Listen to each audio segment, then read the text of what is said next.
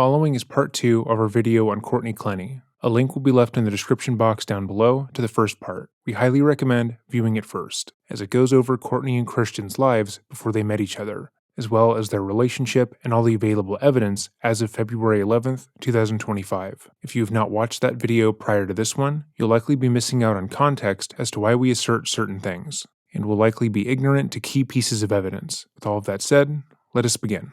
On April 3rd, 2022, at 4:57 p.m., Courtney would call 911. In the midst of another argument between the couple, Courtney had grabbed a knife and stabbed Christian in the chest above his tattoo of her name. The wound punctured his subclavian artery. While Courtney was on the call with emergency services, he could be heard stating that he was going to die and was losing feeling throughout his body. Emergency services were dispatched to their apartment, and upon entering, saw Courtney holding Christian's head in her lap. The apartment was covered in blood, and some of the puddles were coagulated, indicating that Courtney had stabbed Christian and he had been up walking around for some time before their arrival. This evidence would align with Courtney's later interview, where she stated that after Christian was stabbed, she called her mother in Texas and spoke to her for 13 minutes. The following body cam footage was taken. Timestamps will be left below if you would like to skip this portion of the video. Again, if you believe this footage will be damaging to your mental well-being, I would say that it probably isn't worth it. Right here. Police are here. Police are here. Shh. Hey, come here. Come on. Come here. Get up. Why? Leave. Get up. Get up right now. You get up right now. Why do you keep him? How someone reacts to death and tragedy is not always rational, and oftentimes makes little sense to those watching from the outside. However, it's important to note that Courtney has the opportunity here to listen to police in order to get more effective help to Christian. The officer has walked into a stabbing, and she is the only person present. Knowing that, getting her away from the victim is important, but she doesn't move and instead yells back at him. Get up right now. Mommy, go home. Listen, get up right now. Baby, wake up. Wake up. Wait. What's your name? Courtney? Courtney. Just keep him sitting up. Leave. Courtney, listen to me. Get up. Get up. Come on. You gotta get the dogs in. Okay. Get up. Please don't. Please Listen. Get him up. Get up right now. You can drop him on the floor. I'll help him out. Get up. Oh, no. Get up. No, I can't. Get up. I can't let this. Okay. Let go. Wait, it wasn't me. Courtney seemingly was about to yell, "It wasn't me," but objectively it was. Even in the version of events her lawyers are putting forward today, she is the reason why Christian is dead. Guys, Relax. Why? No, guys. Relax. Boss, what's going on? Hey, you good? What do you have? Relax. What are you bleeding from? Please. Yo. Guys, please. Relax. Sit down. Here. Okay. Sit down. Just let me. Sit down. Okay. Baby, come here. Just sit down. Please, just make sure he's okay. They're gonna be okay. Okay. Jesse, come here, baby. Stay right there. Come on, boys. Come on, sit down. Francis. Dime. Fire rescue. He's not breathing. Good boy. Grab this radio. No, grab that radio. Come here. What happened, bro? 524. Oh my God. That one in the shoulder. Can I just rinse all No. Oh. I'm covered in blood. I'm covered in my boyfriend's Miami, we're gonna need fire rescue. Immediately, we have an unresponded male. The apartment's full of blood. I'm going to fast forward through this portion where they attempted to get her dogs out of the way. The other one is right here. Okay. I was Ranger. really scared. I just think I didn't.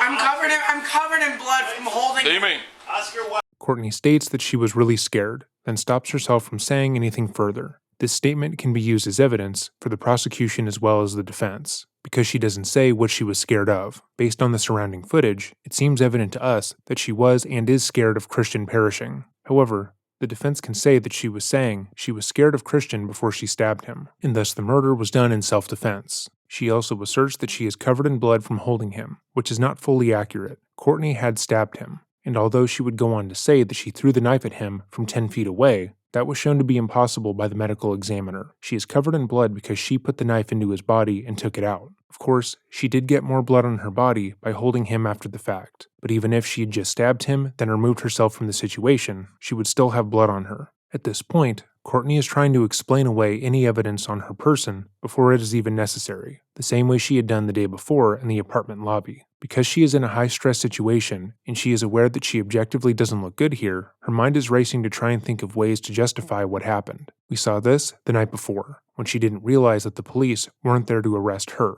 and she continued to take everything the concierge said as an attack on her. Right now, the focus should be on getting Christian medical attention, but Courtney continues to try and talk to the officer, in turn giving him a bunch of unimportant information, all in the hopes that he will take her word for what happened. What happened? I only see a wound to the shoulder, that's all I see. What happened to him? Ranger. Courtney! Oye, Yes! no preguntes nada. I called my mom because I was getting scared. Okay. And you were- Ranger. Ranger, Hey, come back.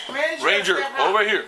Ranger, come here. Come on, Ranger. Ranger, baby. That's Ranger, okay, come that's on. okay. Stay there. Ranger, come on, baby. Let him there. Ranger, up. He doesn't want to leave him. He doesn't That's want to fine. leave him. As long as he's not going over there, leave him Guys, there. I really don't care. Like, if you like anybody takes like in for anything, I just want to make sure that he's gonna be okay. Please, like, tell me what's going on. I'm looking you I'm looking you in the eyes, girl. Like, please tell me if he's okay. Can I please stand up and see? No, ma'am. Please, like, if it was your fucking No, wife. ma'am. Ranger. Please, Ranger. God, Ranger. Ranger, come God, here. please tell me he's gonna be okay. Come here, buddy. I'm so Jesse, scared. I'm so Jesse. scared. Ranger. I'm so scared. Jesse, Ranger, baby, just sit next to me. Stay. Good boy. Just sit next. Ranger. It's okay. Stay right here. Just sit down. Stay. Right there. Stay. Sit down. Good boy. There you go. Good boy. Hey, Jess. What are these people? Cuidado. Bueno, Boys, come here. leave that door open. These people are in the elevator. Which elevator? This elevator. Go down. They open on the other side, bro. Oh my God. Hey, Jesse. JC. Stay. Hey, Danny, can you stay up here, please? I'm gonna get paramedics. Ranger. Danny, I need you. Wait, open. Jesse. Keep this open. Jesse. Ranger. They won't tell me if my boy. Ranger. Guys, please tell me what's going on. Ranger. Come on, like Ranger. I was scared. Ranger, sit down. Please tell me if he's okay. Jesse. Hey, if I get up and look, am I Jesse. getting in trouble? No. Okay. You said I'm not gonna get. No, I you need can't to- get up. You stay right there. Are you married?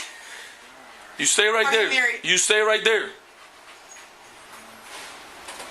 I'm covered in his blood because I'm trying to Okay, save I him. understand I'm trying to save him. that. I understand that. And if I don't, and you'll get it, then Okay. what will I do with All my right. life? I need him. He's like my other half. The elevator. You open the other side. Dime. Huh? I removed about 12 minutes of footage here that is centered around trying to save Christian. Continuing on. We're conducting an investigation. It was my mom was on the phone. Okay, well, listen, the detectives are coming. You're gonna talk to them, and then you're gonna spread it. But I'm gonna be covered in blood. I look crazy. I was holding him while he was spurting blood, trying to stop the blood. Okay. So I need you to explain to me exactly what happened. I need you to be calm, okay, and explain to me exactly what happened so we can I get just feel like I'm gonna throw up because I feel like he might, it looked like y'all were carrying him out on a body bag. Yeah, because we couldn't get him on the stretcher because it's too small of a thing. Okay, that's good to know. At present, all the cops know is that there is a domestic dispute. Christian was stabbed, and Courtney admits to being the one who stabbed him, meaning that whatever she says here will undoubtedly shape how they move forward with the case. But it would also be naive to think that the officers would view Courtney the same way they would view any other stabbing suspect. Courtney is a smaller, petite woman who appeared to be in a state of genuine distress when they arrived. The responding officers are not aware of her history of violence, or the fact that she has repeatedly stabbed Christian in the past, and that Christian left multiple pieces of evidence of her violence against him just in case he was killed by her. The thought that she would be the aggressor against a much taller, physically built man likely would not have been considered. Had Courtney been a man, or had the genders been reversed, the police would likely be less favorable towards her. I just really want to be there. He's even want me to be there. I understand that, but I need you to talk to me right now. I need you to explain to me. Okay. So I broke up with him about a week ago. My mom came out. Okay. You both live here? Yeah, it's my name on it, but he lives here. Pausing once more, but we can see Courtney's habit of adding too much information to try and get the police on her side to make an appearance. However, it's much more insidious this time. She just stabbed him in the chest. She saw him be taken out of the apartment in a body bag because a stretcher was too small for him, and she is well aware of the fact that he could die of his wounds. But instead of telling the police what happened efficiently, discussing what happened that caused her to stab him, she goes back to weeks earlier, where she claims they broke up and her mom flew out. She's trying to lay the groundwork as to why this attempted murder was justified, because she broke up with him a week ago. However, as we have just seen minutes earlier in this footage, she was calling him her boyfriend, and she was telling the officers that they had a vacation planned for his birthday, which means at some point they had gotten back together. Again, Courtney's legal representation has said repeatedly that Christian was abusive towards Courtney, and they have solid proof of that fact that will eventually be presented, but at the time of recording, they have not done so. It is entirely possible that on this date, the pair did get into a fight and he attacked her, but with all the evidence that has been made public, as well as the 911 call, as well as Courtney's statement here, it does become harder to keep an open mind. So we sorry. But are you staying here? Yes, we were gonna move because we was gonna get a golden retriever. Okay, but you came here or you were already here today? We were already here. She lives. Okay. Yeah. We were already here. So I had broken up with him about a week ago, and he was staying around the apartment. My mom was here to help me get him out, but I didn't want him out. Would you be able to rock some Okay. Okay. Okay. So you broke up about a week ago. Wow. Yes, and then my mom left yesterday. 4524. Go ahead.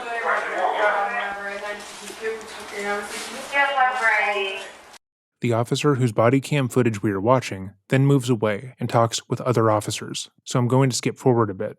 His grandma lives in Nigeria. The detective went to the hospital. The detective went to the hospital. And after she goes to the hospital, she's gonna come talk to you. She'll let you know.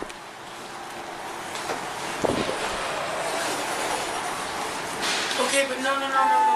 Listen, we just need something to cover you up. I know, but I just don't want to be covered in blood. That's not enough. We cannot wash you. We cannot do anything. Okay, I know, but please, you're making me look like and when I go in there, can I please just get my t-shirt and sweatpants? Courtney, You gotta say that. what part of we cannot do anything with you, or you don't understand? You didn't like me the other day when I didn't do anything. Did I say that? No, but you No. gave me the vibe, man, So, I'm just okay, so girl. unfortunately right now, we explained already many times, we have to wait here because we're conducting this investigation. We got to get to the bottom of what happened, and the detectives are going to talk to you. Right now, you cannot move, wash, go anywhere. You can just so stay comfortable there. Oh, for investigations thing? Yes. Okay, that makes sense. Okay. It's notable that this is the same officer from the day before, and just like then, she asserts that he simply doesn't like her and is being biased against her. She has repeatedly asked to go into the apartment, wash the blood off of her body, and change clothes, which would be destruction of evidence. Each officer she has spoken to has told her this much, as we have heard, but she doesn't like the answer, so she ignores the reasoning. It's only when he slowly and calmly repeats that she cannot enter the apartment and that he doesn't dislike her that she finally understands. I'll leave a link to the rest of the body cam footage below, as there is another hour or so that has been made publicly available, but there is nothing much to be gleaned from it. Courtney would be taken to the police station to undergo questioning, as she had already admitted to being the one who stabbed Christian. The following is said interview, as made public by Law and Crime. The full commentary-free version is available in the description box down below. I'll also leave a timestamp in the description, should you want to bypass this interview as it's over 4 hours long. This interview will be the foundation of the case for and against Courtney, as this will be the first time she explains what happened that day. It should be noted that if the prosecution is shown to be correct in their case against her, she has every reason to lie in this interview. Her goal will be to make the stabbing appear justified, that she was in fear for her life, and that she was Christian's victim rather than the aggressor. Her goal will be to ensure that the investigation takes her word for what happened and doesn't look at the surrounding evidence, like the text messages between the couple, the testimony of their mutual friends, and the crime scene evidence. Let's see if she was successful in that endeavor.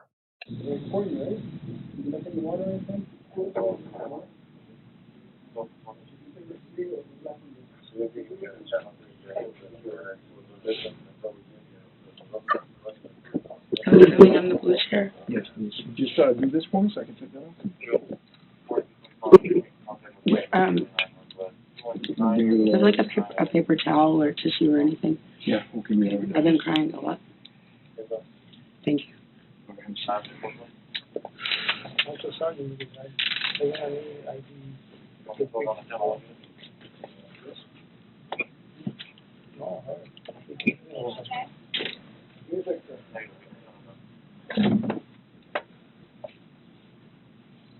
Complaint is divided if they still have vision, go on front of the complaint. Negative. The police are forced tonight. They finally stopped and they lost visual. Was not in the house. Okay, keep it, yeah. Still on it. Not just recently that year, but the 339 pulled up to his neighbor. The last 339, 339 pulled up to his neighbor. That was cool. That night.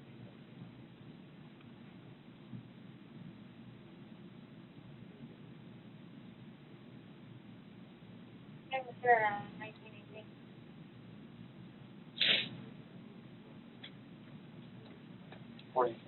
Can I use this in the meantime? Okay. And they're bringing the water right now, okay? Thank you. We're going to close this, okay? Blackmail or something, that's crazy. Is somebody coming for me? Yeah, he's coming right now.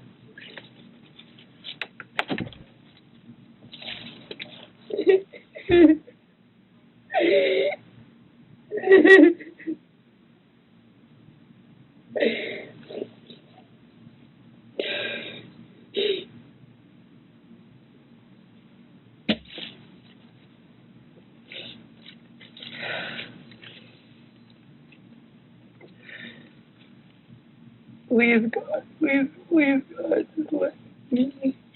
My dog, please. God, Christian, you okay? When the officer closes the door on Courtney, she breaks down, clearly distraught from everything that has happened that day, which is understandable. She's been getting away with abusing her boyfriend for 2 years, and has repeatedly abused her previous partners as well. She's never had to deal with any real, long-standing consequences for that abuse, and therefore, never viewed it as a problem. Most rational people will find it hard to believe, but based solely on Courtney's actions thus far, we can ascertain that Courtney is not a rational person. Boom, roasted. Anyhow, she justified stabbing Christian in the leg, slashing his face, and then hitting him so often his stitches reopened. Even though she shows logically that her actions are wrong, she feels as if they were deserved, and Christian has always been okay. He slept on his injuries, had gotten help after coming up with alternative stories for the injuries, and had been able to walk away from her attacks without needing immediate medical attention. So she probably thought this would likely be more of the same, so much so that she called her mom afterwards, instead of calling for emergency services. It's only now that she is sitting in a police interrogation room that she realizes that she might have to deal with some of the consequences of her actions, that she could have killed him, even though she could have killed him any of the previous times she assaulted him. When reviewing the footage, we have noted that many people are of the belief that she is crying in order to gain sympathy from the police, or to try and manipulate those watching. But as she is by herself in this instance, that seems a little bit far-fetched. This expression of sadness is likely focused on herself in this particular situation and not Christian. Think about a time you got in trouble with your parents as a child. Maybe you got caught cheating on a test in school, or you had some kind of issue with your parents. Then you're sent to your room as punishment, and because now you're dealing with the fallout of that conflict, you start crying. You don't like feeling that people are mad at you. You don't like knowing that your parents are probably going to take away your phone or your Game Boy, or your Nintendo Entertainment System, but there is nothing you can do now to keep that from happening. That is what Courtney is feeling here. Powerlessness, because the Sega Dreamcast of her life is about to be unplugged and put away in the closet for a very long time, and there's nothing she can do to get out of it. She is left on her own for nearly 20 minutes, so we can skip ahead a little bit. Again, a link to the full original upload will be left in the description box down below.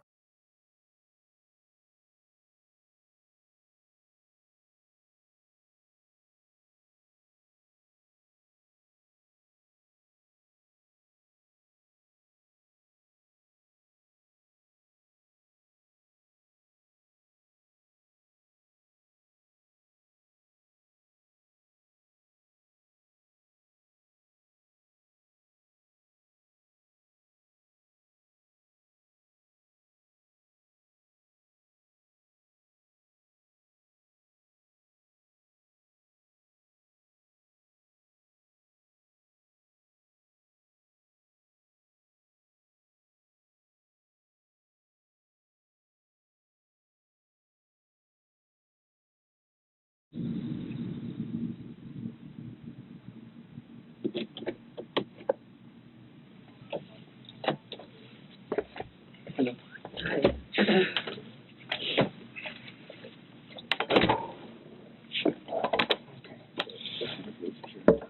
apologies for being absolutely fucking covered in blood.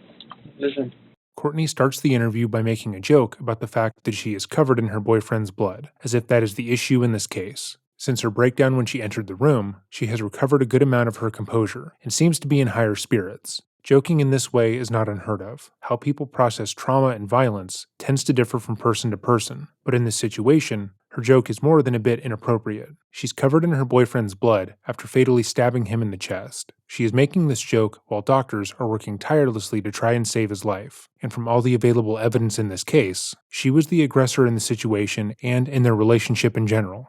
But she knows that that concept would be hard for most people, especially the police officers, to grasp. They see domestic violence cases almost every day, where the vast majority of their cases have a male as the aggressor, meaning they are already primed to view Courtney as justified in stabbing her boyfriend. At the time of the interview, they do not have the evidence we have already gone through, and so they have no reason to not take her word as to what happened. They are aware that the day prior, the police had been called to the apartment complex due to a domestic violence issue between Christian and her that was witnessed, but they aren't aware of her previous arrests, or the fact that she had stabbed him at least twice before, or the fact that he had been keeping voice recordings of their fights. The one where she used racial slurs and demanded that he allow her to slap him, but continuing on. you don't have to apologize, okay? I completely understand. Alright? Things happen, and you can't control it.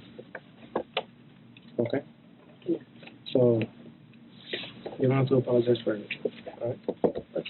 Alright? Detective Brasino, okay? And this is my partner, Sergeant Rodriguez. Okay? Today's Sunday, April 3, and the time is 7:36 p.m. Alright? What's your first name? Courtney. Courtney? Can you spell it for me, please? C-O-U-R-T-N-E-Y.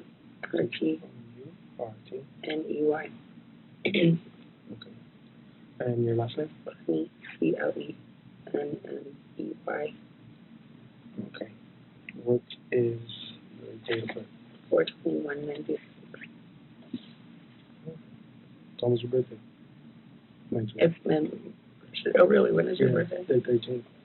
My boyfriend's just the 12th. Oh, really? Turns 28. Super close. This is in a Assuming row. that he... Well, he's still in the hospital right now, so okay. Just take a breather. Okay? I know this must be very rough for you right now. No, we were supposed to go to the park with my dogs today. Like, I just did not how I expected this to. Sorry. Really? That's not what we're talking about. You asked my birthday. Okay, what's the next question? When Courtney is asked about her birthday, she brings up how Christian's birthday is the very next week and begins to cry. While this can also be viewed as manipulative, it's likely a sincere expression of her fear at this moment. Despite telling the officers earlier that Christian and her had broken up, they were still very much together when this argument occurred, and had a plan to go out of the country to celebrate his birthday. She was actively looking forward to the trip, and is now hit by the fact that even if Christian were to survive, he likely wouldn't want to go or wouldn't be able to go, and that is upsetting to her. She is realizing that her actions in this situation will likely mean the end of their relationship, and that is not something she wanted. It's important to note that throughout this case, when Courtney has talked about how she had previously punched, slapped, and stabbed her other partners as well as Christian, she always believed that they deserved it to some degree. They said hi to another girl, or they were looking at someone for too long, and so on. She would feign contrition, blame it on her substance abuse, say that she didn't mean to hurt them, but never take the steps she needed to actually change. And in her mind, because she had stabbed Christian before, stabbing him again shouldn't have been that big of a deal. It was something that he had previously forgiven her for anyways, so she didn't think there would be any issue if she did it a third time. But now, knowing that his life hangs in the balance, she knows that their relationship is likely over. Okay. Are you currently living there? Yes. Yeah. The address is 3131 Northeast 7th Avenue. Mm-hmm. Okay. And what apartment was it? 2201. 2201. How long have you guys been living there? Since the first and second week of January.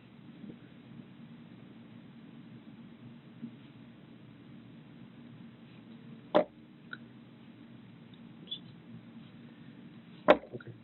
Oh, this year. Mm-hmm. 2022. Yeah, we moved here January this year together from Boston. From Boston? From Austin. From Boston. Oh, okay. When did you guys come to Miami from Boston? We visited last year in March, and we loved it. And we travel all the time together. We like the beach. Yeah. It's really good. I mean, I've always wanted to live here. So he was like, he wanted to move to London. I wanted to move here. And I was like, maybe we should start in the U.S. Yeah, And he then was go like, to that, London. and we did it. So. Okay. Though the police aren't necessarily notating everything Courtney has said, this lone statement could be used to surmise that she has a significant degree of control in the relationship. She just talked about how they decided to move to Miami, and how she ultimately got him to give up on his dream of living in London. Of course, that doesn't immediately indicate that she is a controlling abuser who purposely stabbed her partner at least 3 times that we know of, but it does paint the picture of someone who is, at the very least, on equal footing in their romantic relationship. She wasn't afraid to disagree with him and stand up for what she wanted. How long have you guys been together? About 2 years. About 2 A years? year and a half to 2 years, yeah. Oh, Is he okay? He's still at the hospital. They're still, I know. monitoring him and talking to him. So we're waiting. Oh my God! So he didn't even have to have surgery. Well, I don't know. They're still doing X-rays and stuff like that. So I don't know yet.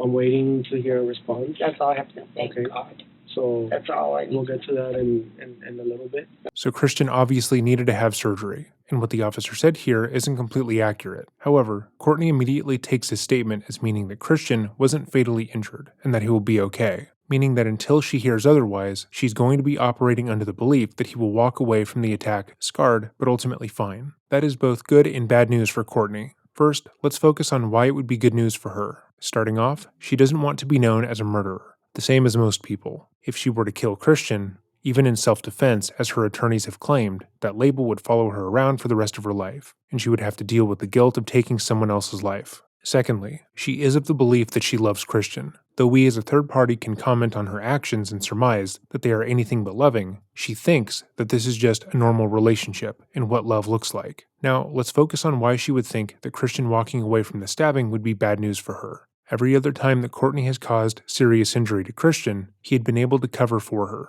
According to police records and court documents that have been made public by the prosecution, when Courtney slashed his face and he went to the hospital to get stitches, he told the hospital staff that he got the wound by either playing basketball or working out. He covered for her by making up an excuse that wouldn't ultimately implicate her in the abuse. However, now that he was in the hospital, having been stabbed in the chest, there was no other explanation for his injuries besides that she had stabbed him. If he stayed incapacitated or died from the injury, she could control the narrative around what happened. She could tell the police that he attacked her, that she stabbed him in self-defense, and seeing as there were no other eyewitnesses, they would take her version of events as fact. But if he were to live, he could tell them what really happened, show them proof of her abusing him in the past, and so on. Him surviving the attack means that she could go to jail, and that's obviously something she would want to avoid.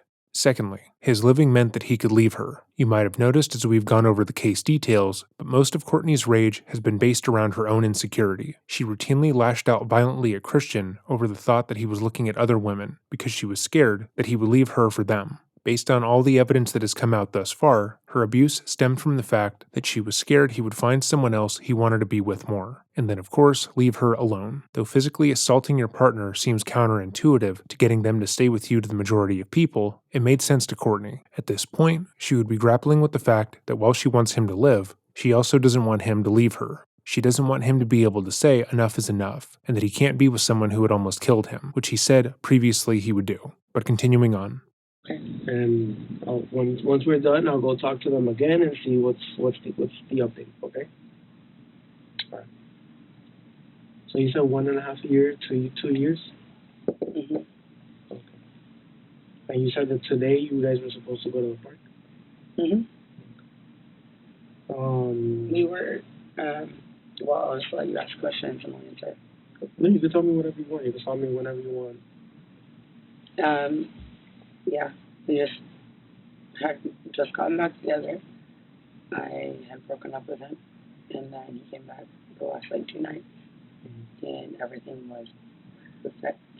Pausing once more, what Courtney says here is important. She just revised her statement from the night before, when the police were called to the apartment, and she is also somehow denying the reality of why they were called. She is saying that they broke up a while ago, but had gotten back together 2 nights ago. She then characterizes the past 2 days as being perfect, even though we already know and have watched the body cam footage from the night before. So either she believes that having the police called on Christian because she refused to allow him back into their apartment is perfect, or she is lying. It's anyone's guess. One of the main reasons we felt we needed to point this out, though, is because it's important to note why Courtney's statements and point of view aren't taken seriously by the public. Her lawyers have argued that she is the victim of domestic violence, and that the media is unfairly criticizing her because she is a vulnerable person. However, while there is a plethora of evidence against her, showing her directly abusing Christian, statements like this are just as damning. Her point of view is seemingly divorced from reality, and it would obviously lead to people questioning her credibility. But moving on. And then start like into an argument, and I ended up getting scared, and I think that I overreacted.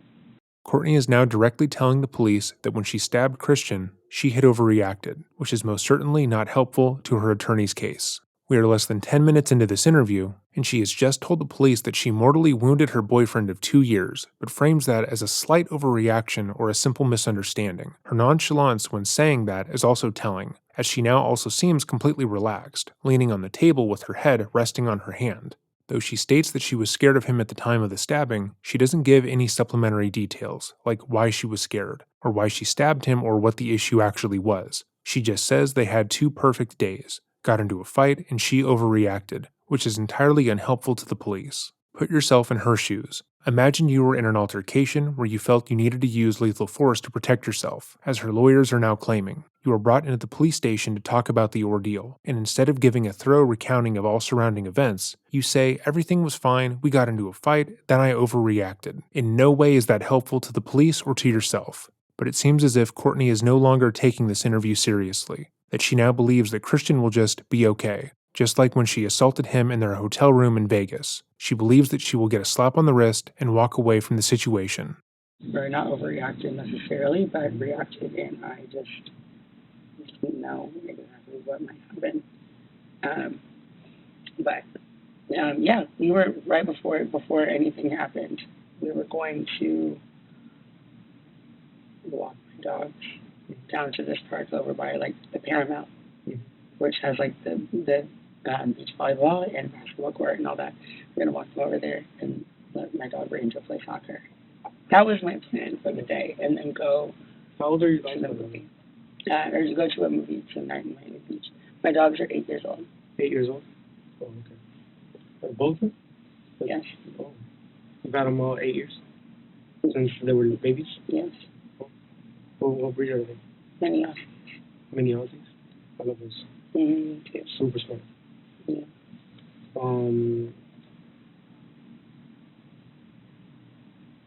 You guys lived in Austin before here, right? Between the first and second week of January, you guys moved to Miami. Did you guys stop anywhere before coming to Miami, or did you move somewhere else between Austin and Miami, or you went straight to Miami? We drove the U-Haul from Austin to Miami. It took us like 2 days. I didn't drive one bit because he went the whole way. So I took 2 days. No, we just stopped a bunch of places on the week. Does he have any family? He does. He has. Yeah. He has his mom and grandma. He's closest to. Mom and grandma? Mhm. We're here in Miami, or? They live in Dallas. I think his grandma may still be in Nigeria, because they visit a lot, but I think that they're back in Dallas.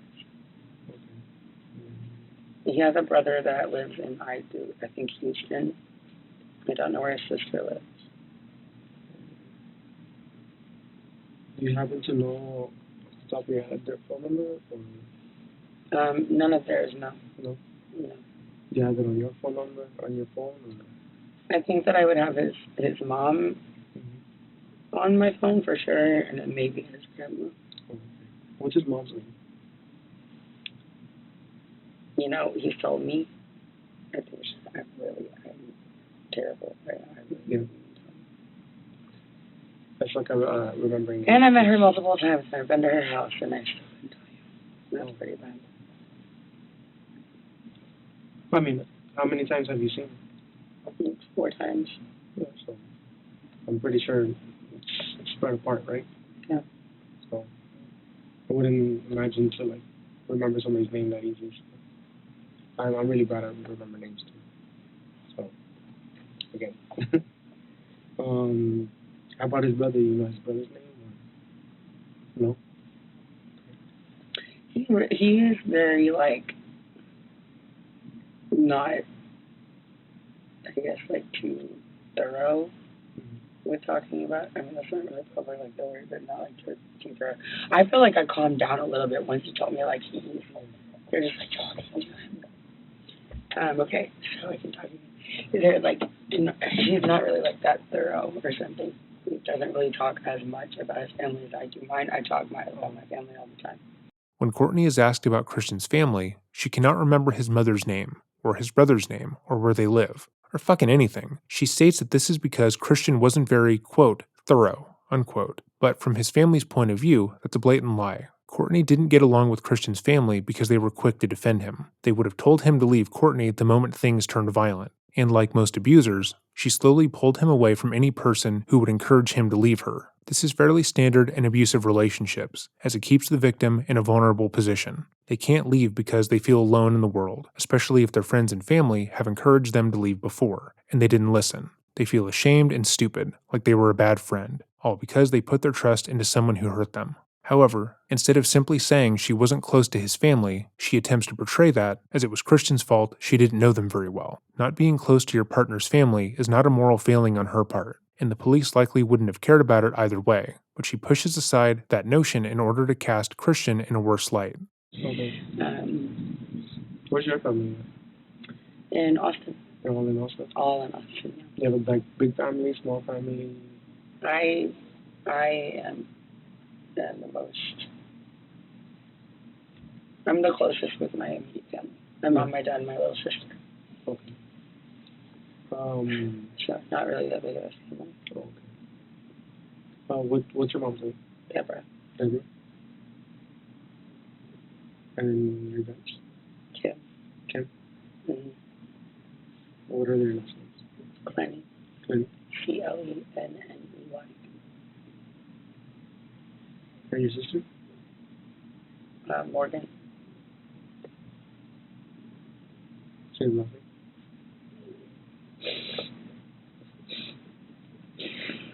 You ever need us to take a break?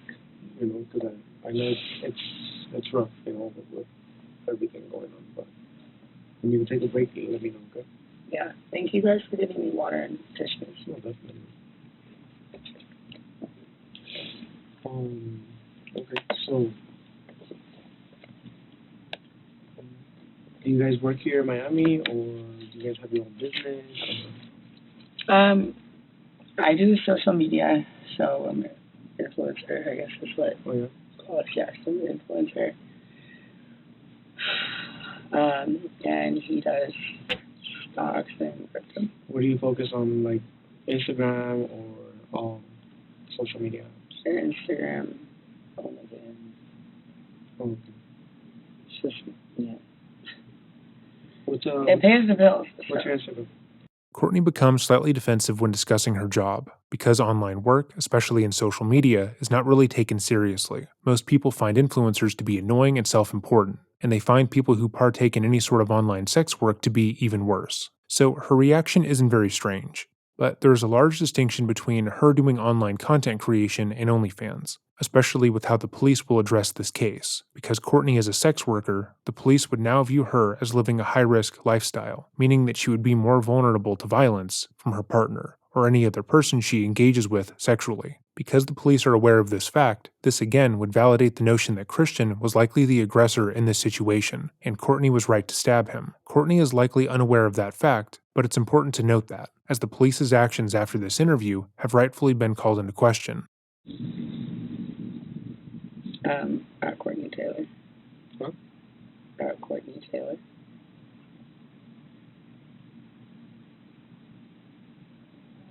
Taylor spelled T-A-I-L-L-R. T-A-I-L-L-R. I-L-L-R. L-O-R. Mm-hmm.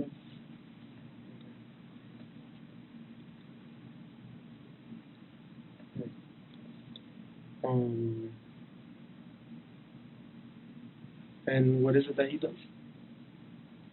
Stocks and crypto. Stocks and crypto. He just has stocks and does crypto.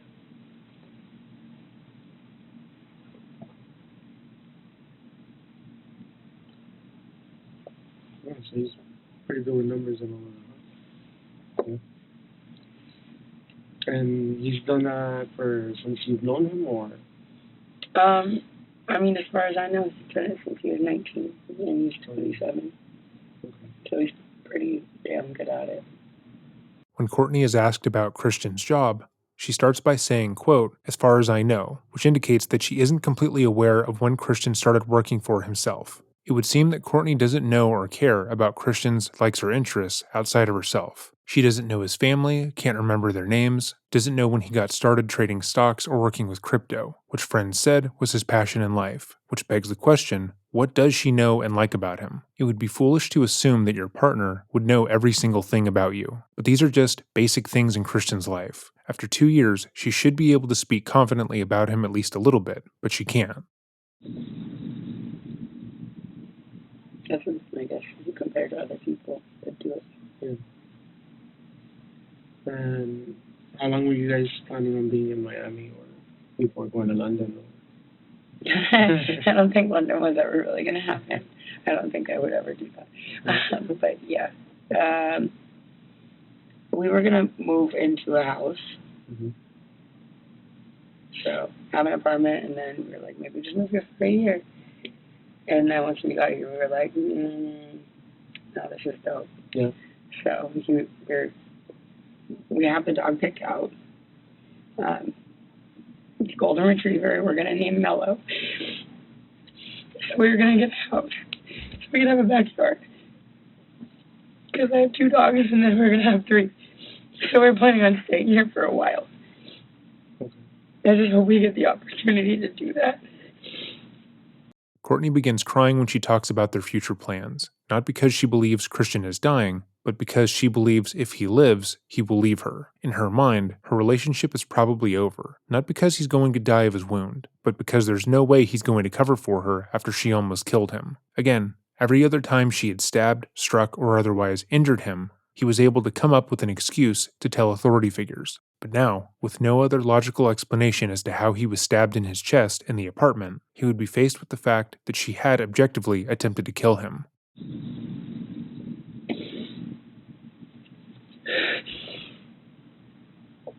Sorry. Once again, you don't have to apologize. Hopefully I'm over freaking out and like I'll be able to see him or whatever. But I don't see it. I don't know. Yeah. I will keep it together. Okay. So how about before we go into like the details of what happened today, okay, I have to swear you in and read you a couple other paperwork. It's just normal process for everybody, with victims, witnesses, everybody. Okay, so.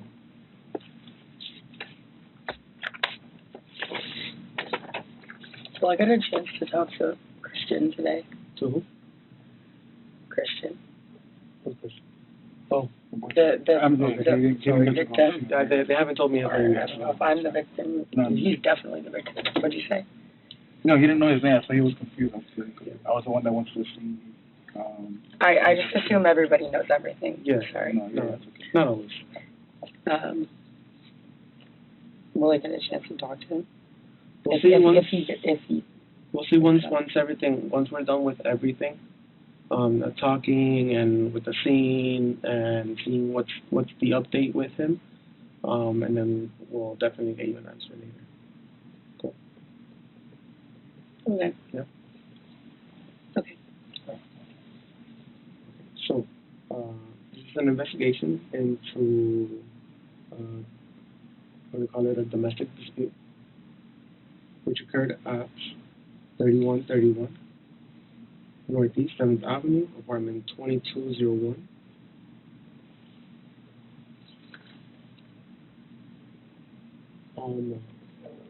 In reference to case number, Yeah, sorry. It's going to be 22-0403-00-23743. City of Miami Police Incident Number. Okay.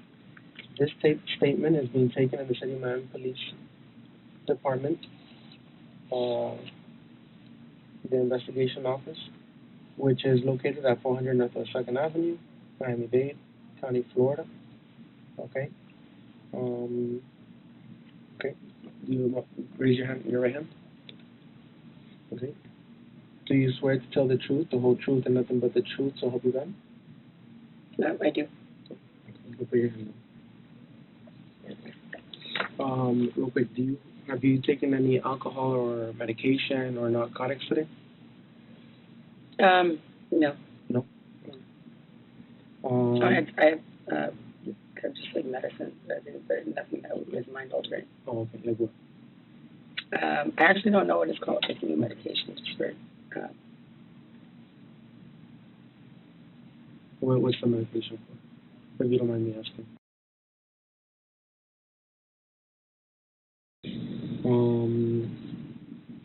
What is your level of education? Was the last grade or did you graduate? From college. From college? Okay. What college was that? ACC and Santa Monica Community College. How long of school did you do there? Approximately. It's like at each one, well, ACC about a year and a half, I think. Santa Monica like a semester or two. Okay. That was never for me. Okay. Do you have you been diagnosed with any mental disability or anything like that? No? Okay. Alright, I'm going to move over to this one. Okay. You have the right to remain silent. Anything you say can and will be used against you in a court of law. You have the right to talk to a lawyer or for advice before we ask any questions. You have the right to have a lawyer with you during questioning. If you cannot afford to hire a lawyer, one will be appointed to represent you before any questioning if you wish. You can decide at any time to exercise these rights and not answer any questions or make any statements. Do you understand each of these rights I've explained to you? Yes. Yeah. We say this in every video we make going over police interrogations, but it bears repeating. If you ever find yourself on the other side of the screen, being interrogated or Mirandized by law enforcement, ask for a lawyer. To some extent, we've been taught by the media, especially in the true crime genre, that talking to an attorney is a sign of guilt, but ultimately it's the only way to protect yourself. The police are trying to solve their case, and sometimes that means focusing on innocent parties, like when we've covered the Norfolk Four, in which 4 men were railroaded by the police and spent years in prison. Meanwhile, an attorney would be looking out for your best interest and making sure that you have the most robust defense, should you need it. While we are grateful that people like Courtney do not request attorneys because our content involves reviewing the footage, it's almost always in your best interest to protect yourself. But moving on. Would I be able to talk to my father? Because he's pretty much acts as my attorney with, like, I mean, not like for stuff like this. Obviously, I've never been in this kind of situation. Is he an attorney? No. He's just. Well, we'll give you a chance to know what to do. We'll give you. As a reminder, Courtney's father is a financial advisor, not an attorney, so why she wants to use him as legal representation in a potential murder case is beyond either of us. A chance to talk to your father. Okay. I mean, before I just feel like I don't know. I mean, I think it'll be fine. I think it'll be fine, and I will be fine. I mean, there's no need, but I just would like to talk to them. No worries. I'm gonna be able to give you some time to talk to your dad or with anybody that you need to talk to. Okay. And I want to go home and see my dogs, and I want to go to the hospital. Will I be able to do that tonight? We took care of the dogs. We found someone. I believe your mom mentioned that's taken care of them before when you traveled. So Love and thoughts. Yeah. So we got able to get a hold of them, and they're actually gonna be taken over there. Just so you know. So they're taken care of. They're in good hands. They're probably actually already there now. Okay. So we took care of those because I know they were seeing they were going back and forth. They seemed a little, Courtney continues to ask questions regarding if she'll be allowed to leave the police station later that day. First, asking if she'll be able to talk to Christian later, then asking if she will be let out to see her dogs, and so on. It seems that it's finally occurred to Courtney that she could be held by the police or arrested for the stabbing. As you're about to hear, Courtney does actually listen to true crime content, and is likely aware that because the police Mirandize her, she might be in more trouble than she initially thought. I know how dogs are. We're all dog lovers here. All three of us, we also have dogs. So that's like family, and we took care of them. Just so you know, yeah, the female officer that was over there was talking to my mom and trying to get the one that was food. So thank God. They're in good hands.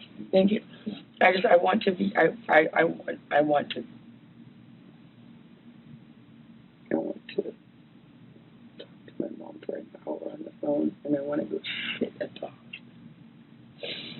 Am I going to be able to do that? So far right now, I can't give you an answer. Okay, we just have to go through everything. Because remember, this just happened, so I can't really give you a straight answer. If I do, I would be lying to you, and I don't want to do that. I don't want to lie to you. Okay. Okay. Just as well as I don't want you to lie to me. I don't want to lie to you. We want to be able to understand everything that went down today. Okay. As truthful as we can be. Okay. Yeah. Okay. Having these rights in mind, do you wish to talk to us?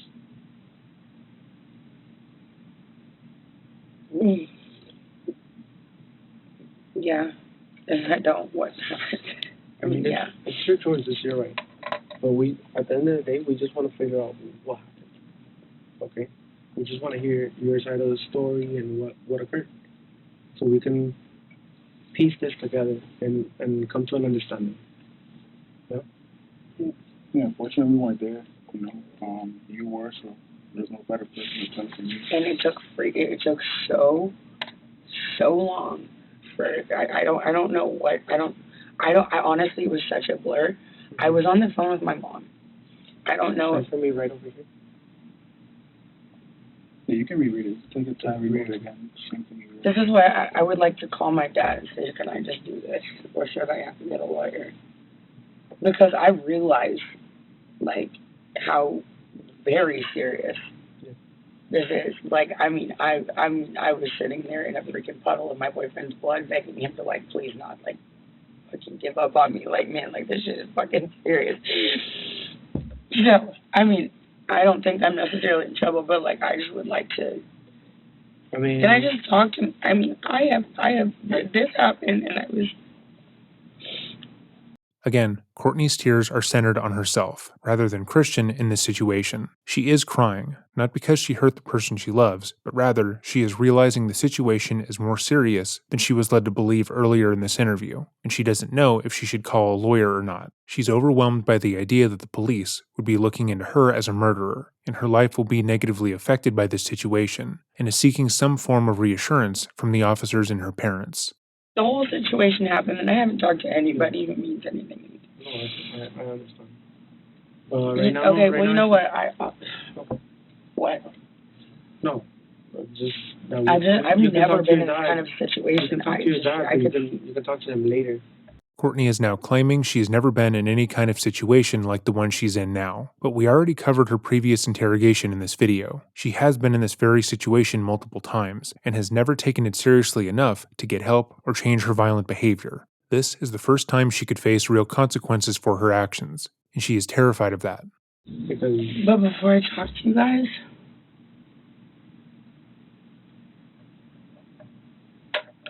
why can't I talk to him beforehand?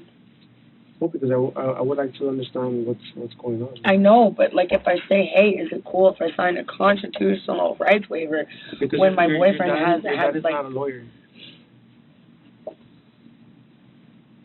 Yeah, if you're an adult, if you were a well, minor, he would be the one who would. If he you were handles under my 18, lawyer too. If you were under 18, then yeah, I would provide you a phone call to your father.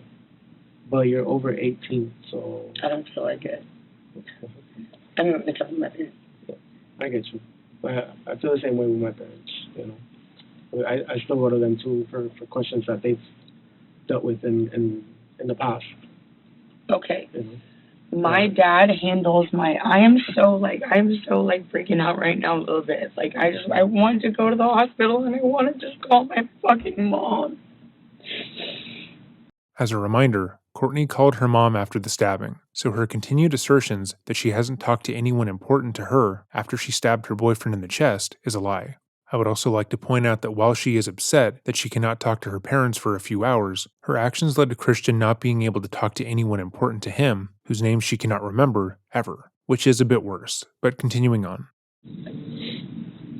And I know that I do not get that, right? I know it. But here's the thing, is that this is constitutional rights waiver. My dad handles my lawyer. I'm not going to take a court-appointed lawyer. My dad handles my lawyer. I would not be calling my lawyer. So my dad is the first person who I call, if that makes sense. I've never been in a situation like this where somebody's in a hospital. I've never been in this kind of situation. That's why, I don't want to do anything wrong.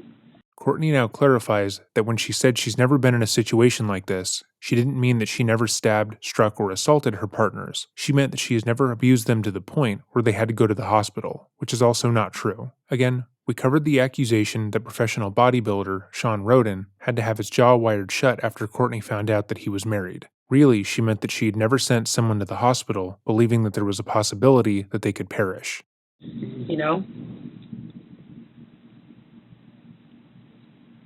I mean, it's your decision at the end of the day. But what happens if not? If not, then that's it. We don't talk about what happened to him. We just have to take the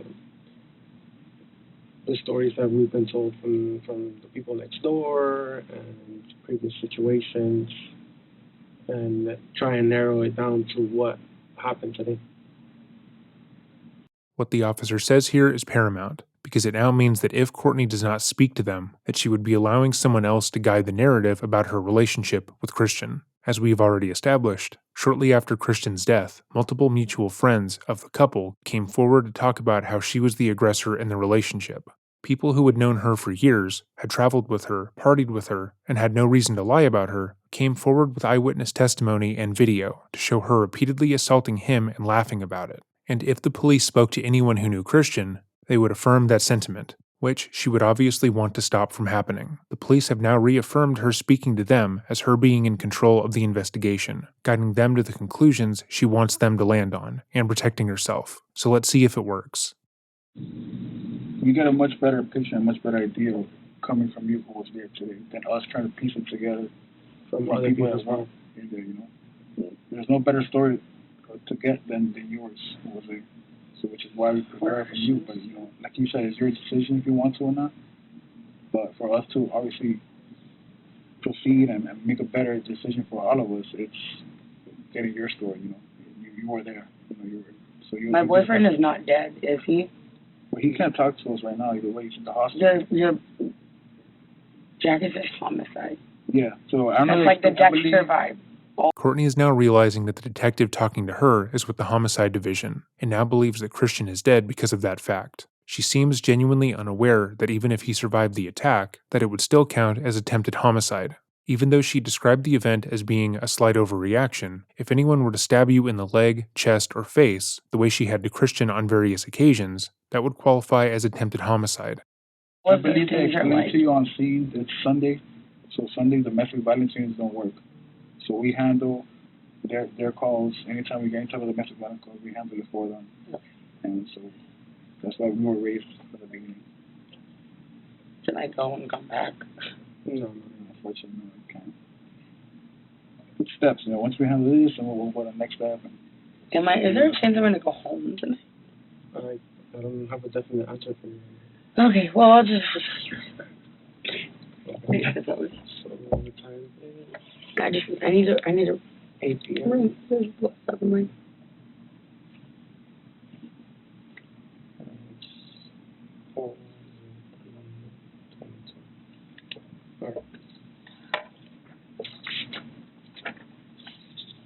So let's start from the start. You guys are supposed to take out your dogs to the park, right? And then what happens after that? Like I said, a little bit blur.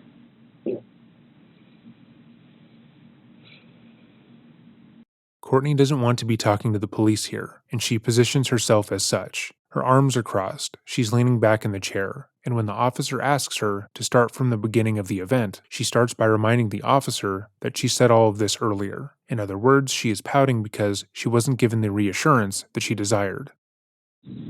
I was doing laundry and watching a Christina Randall, or listening to a Christina Randall video. Pausing once again, but Christina Randall is a true crime creator here on YouTube, meaning that Courtney's blind spot to her own abusive antics makes even less sense. And tried to call my mom. She didn't answer the first time. And then he came back with a Subway sandwich. Before he left, he recited exactly what I wanted. And I said, I'll text what I want to you. And he said, I know what you want. I said, no, you don't. He recited it to me before he left. And he got it perfectly right. Okay. And then he left. I guess he went to go bike over there. That's just what he said. I don't know if he walked or biked, but he told me he's going to bike first. Like a bicycle? Yeah. He came back, and I said something about like, oh, are you going to like reshare your location with me? Like, did you want to share it? And he said, yeah, I shared it. And I was like, oh, when did you do that? And he goes, the other day, like when you were done with me. And I was like, okay, well, fair enough. Like, reshare it. And then he told, it kind of like turned into like a little like argument or something. And then he told me to reshare mine, and I was like, okay, yeah, I will. And then I didn't do it immediately. He asked me about it again. And I don't know what I was thinking, but it just said something about, well, what if I'm somewhere you don't want me to be? The audio is a bit difficult to make out, but Courtney is stating that the argument started when Christian was going on a bike ride, and she found out that he had stopped sharing his location with her when they broke up. She says that that was fair enough, then concedes that they had a small argument about that fact. In her own retelling, she says that Christian was immediately willing to turn the share location feature back on with her, but the fact that he had turned it off at all in the first place was apparently upsetting. She then explains that after the fight ended, Christian asked her to share her location with him, which she didn't want to do, telling him, quote, well, what if I am somewhere you don't want me to be, unquote. Again, even in her own retelling of events, Courtney is in the wrong, because she doesn't hold herself to the standards that she holds others, and doesn't see it that way. In her mind, Christian shouldn't have turned off his location with her, even though they were broken up, because that means he could be doing something she doesn't want him to do. Even though they were not together, and she had repeatedly struck him and assaulted him, he would be in the wrong for not wanting to give her his location. Meanwhile, when he asks for the same assurance back, she doesn't want to do it, and goes further to say she's probably doing things he has explicitly asked her not to do. Fucking great. We've listened to their arguments. She would slap him and call him racial slurs for simply saying hi to a friend on a bike ride. But here she is saying he's in the wrong for wanting to know her location. So this dude trades stocks and rides his bike, and that's too fucking much. This is the most wholesome dude we've covered. Okay. Which I wouldn't have been. I love him. But I feel like, maybe you don't want to know where I am. I guess maybe they'll just like hurt him because he was pressing me. And he ended up pinning me against the wall. And then, I said like choking me on the floor. It's just like, they were looking at my neck and I was like, I'm not saying like choking me like, whatever. But he had my like neck, like and this happened twice before, where I couldn't breathe and I was on the floor. Pausing once again, but it bears repeating that there is no evidence of this happening twice before, besides Courtney claiming in this interview that it had. We've watched the footage of their fights, and as of writing in February of 2025, no evidence has been put forward that Christian ever assaulted Courtney. But it's also important to note there was no bruising on her neck, the back of her head and body remained uninjured, and the police only noticed a slight scratch on her left shoulder. If Christian had assaulted her, there would have been some indication of that. as he was much bigger and stronger than she was. It also bears repeating that people process trauma in various ways, so how she recollects this story isn't as impactful as others have made it out to be. How Courtney recollects this story isn't an issue per se. It's the basic fact that what she is saying does not align with the direct, undisputed evidence. I could not breathe. And I don't think that he is trying to kill me, but I was scared. And all 3 times I have been scared. So yeah, I'm on the floor in heavy pain and wakes me up. I'm on the, get my mom on the phone. And I'm just trying to remember. I get my mom on the phone. And I remember she was sitting like against the couch. Like we were obviously it was a big deal at this point. So this happened like over by the door and somehow moved like over in the living room. We were standing by the couch, facing toward the kitchen. I was in the kitchen. And then he just like, I could see like all the whites in his eyes and it was like coming at me. And so I grabbed one of these knives. My mom got me for Christmas. I grabbed one of them. And I was like, I swear to God. I swear to God.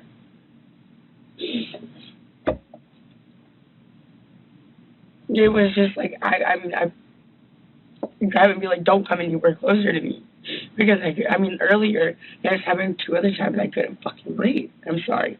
I couldn't breathe. And it's very scary. And I just think, like, just like this kind of thing where I was saying, like, do you know if he's okay? If he's choking me and he's angry enough, he might, this is different, I think. But if he's, like, choking me or, like, pinning me or something and I can't breathe, he might go too long. So I grab a knife. I said, don't come anywhere closer to me. I had absolutely no intention of using it. I'm on the phone with my mom, and he's coming at me like he's gonna grab either the phone or like the knife or something. And so I was just like, I was like, don't come any closer. It's coming at me, and I threw it. And I meant for it to go. How far away was he? Well, I was by my fridge, and he was like by the edge of one of the chairs of the sofa. Okay. Like comparing to what 10 feet. I'm trying to think in my head. Courtney just stated that she didn't stab Christian in the chest. Rather, she threw the knife at him from 10 feet away, as he was charging her, and that's how he was stabbed. That is impossible, and we will explain why later, but pay attention to how Courtney claims to have thrown the knife. I'm trying to make the... Was he closer than him? No. This is further. So like the length of his rope? No, further than that. Okay. Oh, well, if I said, yeah, you're right. It was more than 10 feet then. It was definitely further than this. Okay. I mean, it's close, so it looks a lot smaller than here. It was further than this. Okay. So then, you were by the fridge and he was by the couch? You were by the fridge and he was by the couch? Yes, I was in front of the fridge. He was by the couch. And then behind my island. Then what kind of movements did he make that he at the moment? He was gonna walk running up? At me. Running? Okay. Well, charging, aggressively walking, something. What was he doing? Like, was he doing something with his hands or? He had his hands up. I couldn't tell you exactly. Was he yelling at you at the time? Yes. Yeah. What was he saying? Also, Joe, to put my hand up, so I really need to think.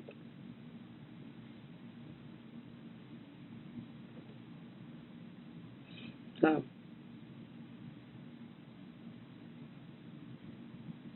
Yeah, I remember one of the things, but I don't think it's relevant. No, go ahead, tell me. It might be relevant. It might help me understand this a little more. He said, why don't you go find one of the fucking guys in G. I didn't. Because I had said something about that when I broke up with him like a week ago. Out of anger. I didn't say it because I want that. Because I love him. Uh-huh. But that was just one of the things that you said. Was that at the moment that he was charging you or earlier in one of the arguments? It was before he choked me. Yes, it was before he choked me. Okay. Or whatever. So he gets. So no, not right then. I couldn't tell you exactly what he said right then. So. But I swear to God, I was scared. I mean, after like what I had just, I was scared, and I was on the phone with my mom, and it was still happening. Yeah. I was scared. So you told me that he had you against the wall at one point, right? With the hands over your neck. Mm-hmm. And how did you end up from the wall to the ground?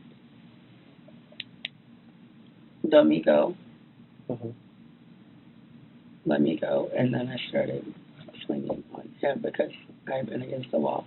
Okay. I started trying to hit him. Yeah. And then he put me on the ground. He dropped you to the ground. What did he do? Did he lift you up, or did he grab your hair? Did he just kind of rotate you onto the ground? I really couldn't even tell you. He pushed you. If I could have been given all these questions, before, I could be like, maybe let me think about it.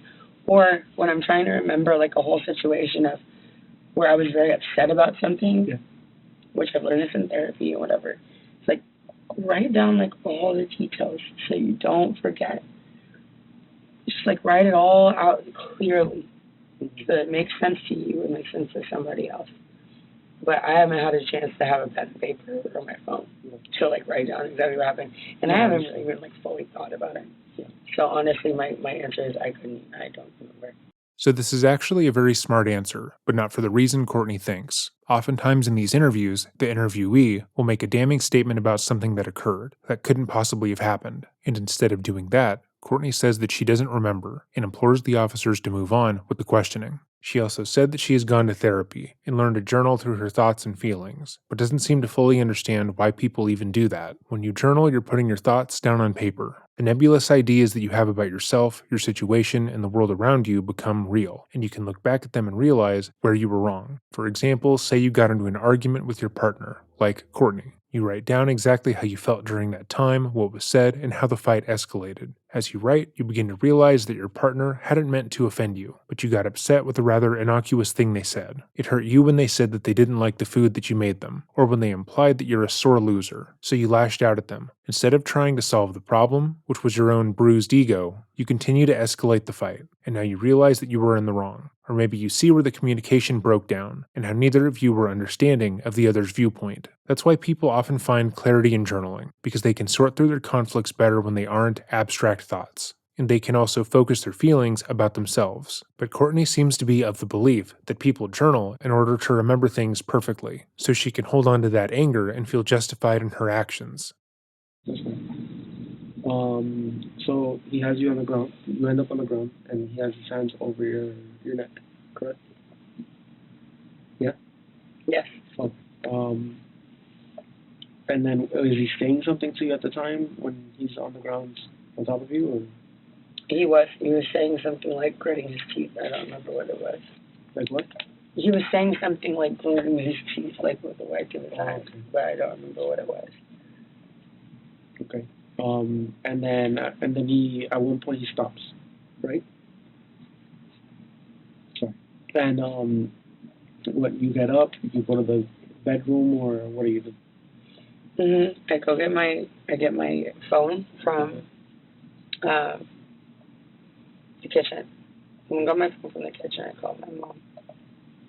I was talking to her, and then he was following me around the apartment and acting like, just like after, we shouldn't be together.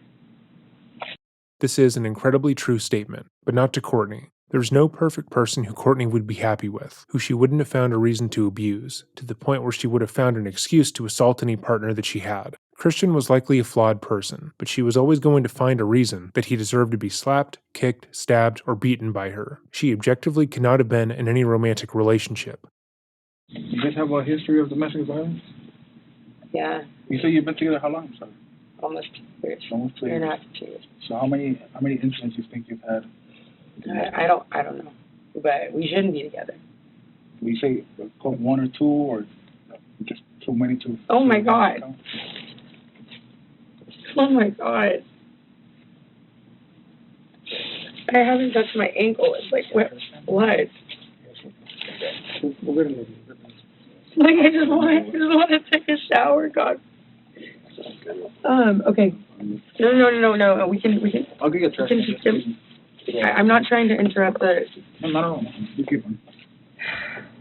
When the officers begin to ask Courtney about if there is any history of domestic violence in the relationship and press her for details, she looks down at her ankle and notices that there is more of Christian's blood on her. She then appears to start crying about this, redirecting their attention and once again asking if she can go shower. Courtney says that there is a history of domestic violence, which is true, but she doesn't tell them what the history is, because that would make her look bad. As we have covered, she's been the aggressor in every situation, and that would obviously go against the story she is telling in this instance. While it's entirely possible that she did earnestly notice the blood on her ankle at that moment, and her reaction was genuine, she drops the shaky, tearful voice the moment the officer stands up, which indicates that it was less than honest. But let's continue.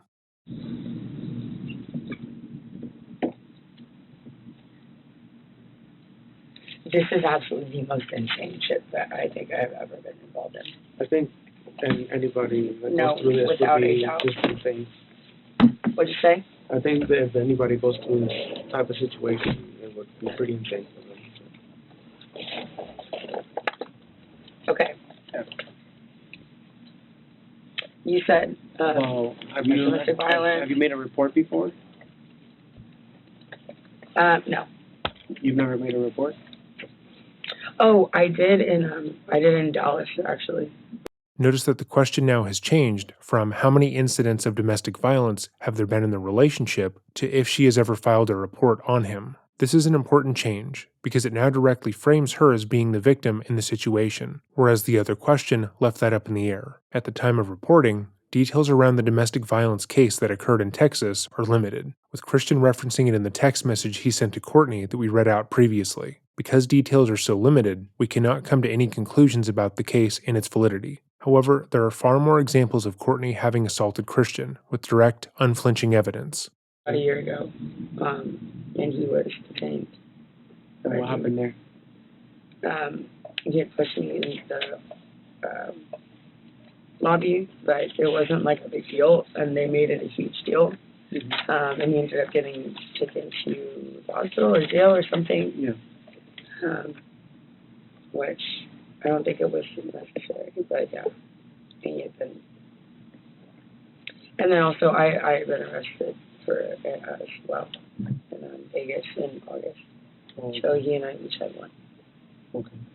What happened in Vegas?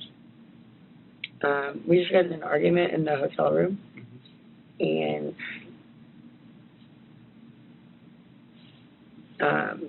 what I guess made them arrest me was that I said I had thrown a glass at him.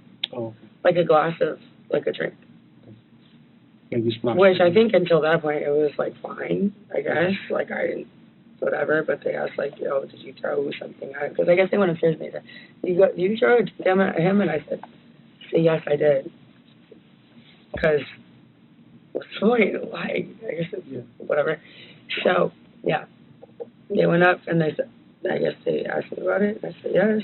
And they said, okay, well, that's DV or battery or something, not assault or something like that. And so I got arrested and I was held for 12 hours.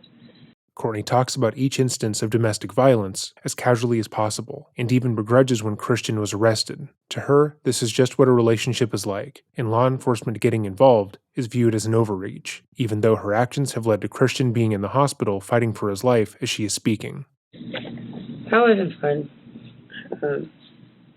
Yeah, those are the two incidences for. I don't know what the What about here in Miami? incident for him was like. About how many incidents have you guys had here in Miami since January? What do you mean? Like how many times has the police been called to your apartment, or you called the police since January? Okay. Police have been called once because I called them because my boyfriend was threatening suicide. Okay. I'm sure there are records of that or whatever. I don't know how. Why was he threatening suicide? I don't remember exactly what the situation was, but he was he had taken a knife. He grabbed it in front of my face, and then I got scared, and he was kind of waving it at me, but it wasn't for me. And then he took it into the extra room and slammed the door. And he has a history of self-harm, so I was kind of just like, okay, well, let me go in there and chase him, regardless of whether or not what's going on. And I tried to open the door, and he wouldn't open the door, so I got really scared that he was doing something in there that I couldn't control, so I called the cops. And he wasn't very happy with me about that, but I was really scared. Did he say anything that he was going to do to himself, or? And he's threatened it many, many times, but I don't remember if he did it right then. Does he suffer from anything? So that's what he's told me. Yeah. And then the other time they called police? Okay, and then this, I mean, the police were called because of us, actually because of us, twice. I mean, if I'm being correct. It was that time when I called, and then this time when it was obviously absolutely necessary. Okay.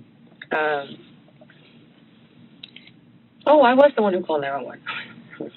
Because I was literally asking him, what is our address? What is our address? Because I could not think straight. Maybe, what is our address? Today? Yeah, it was today.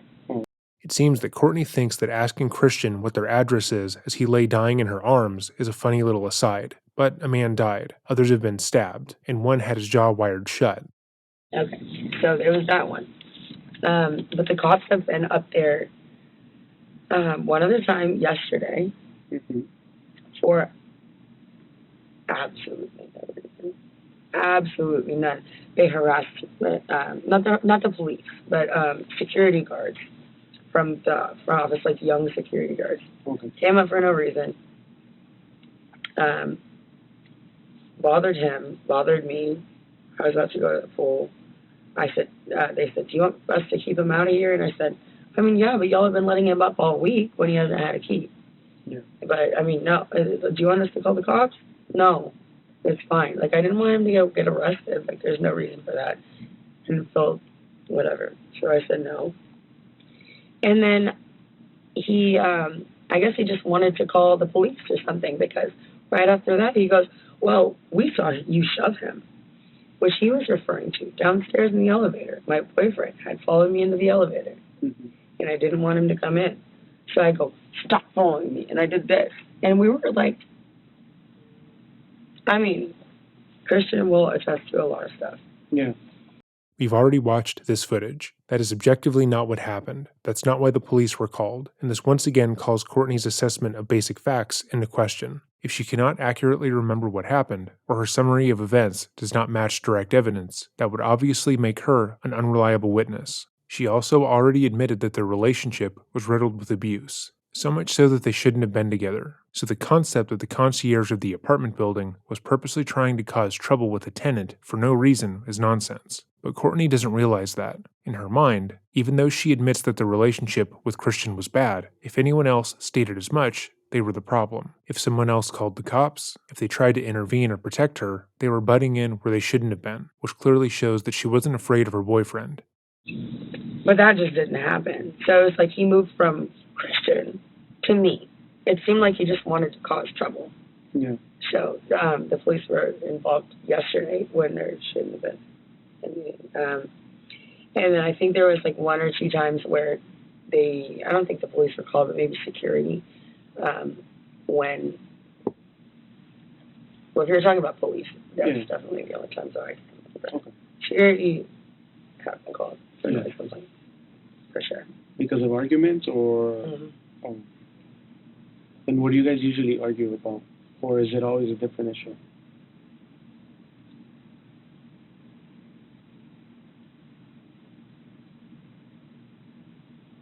I don't even know. No. I mean, no, kind of, ish. But I don't even know. Okay. You mind telling us about those arguments? Or? I don't think there's a point. I cannot remember everything, so I don't want to remember part of it. Again, Courtney claims that she cannot fully remember past instances of abuse, even though she just recalled every instance where the police were called on them without issue. This is likely because each of their arguments started with her accusing him of some sort of infidelity. He said hi to a woman, or looked at someone too long, etc. She obviously cannot say that in this instance, because it would call into question her story about throwing the knife today. Would you say it's jealousy related? For sure, for some of it, yeah. So, you think you can tell us the story one more time, just so I can make sure that I didn't miss anything? Didn't you write everything down? No, he's writing it down for me. But I just want to make sure that you can explain to us one more time the story. Okay. Well, I mean, you can see how I am. Okay.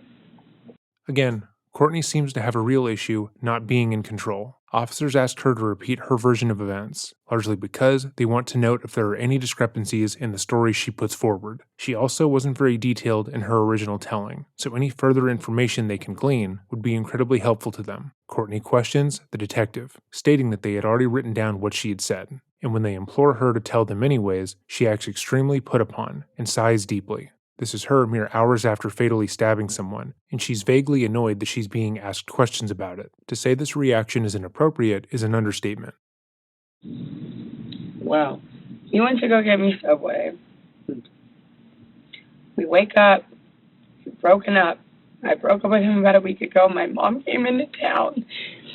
She was in town because of it. And I told her, like, what am I saying? Anyway, she came into town because of this. She was there for about 6 days.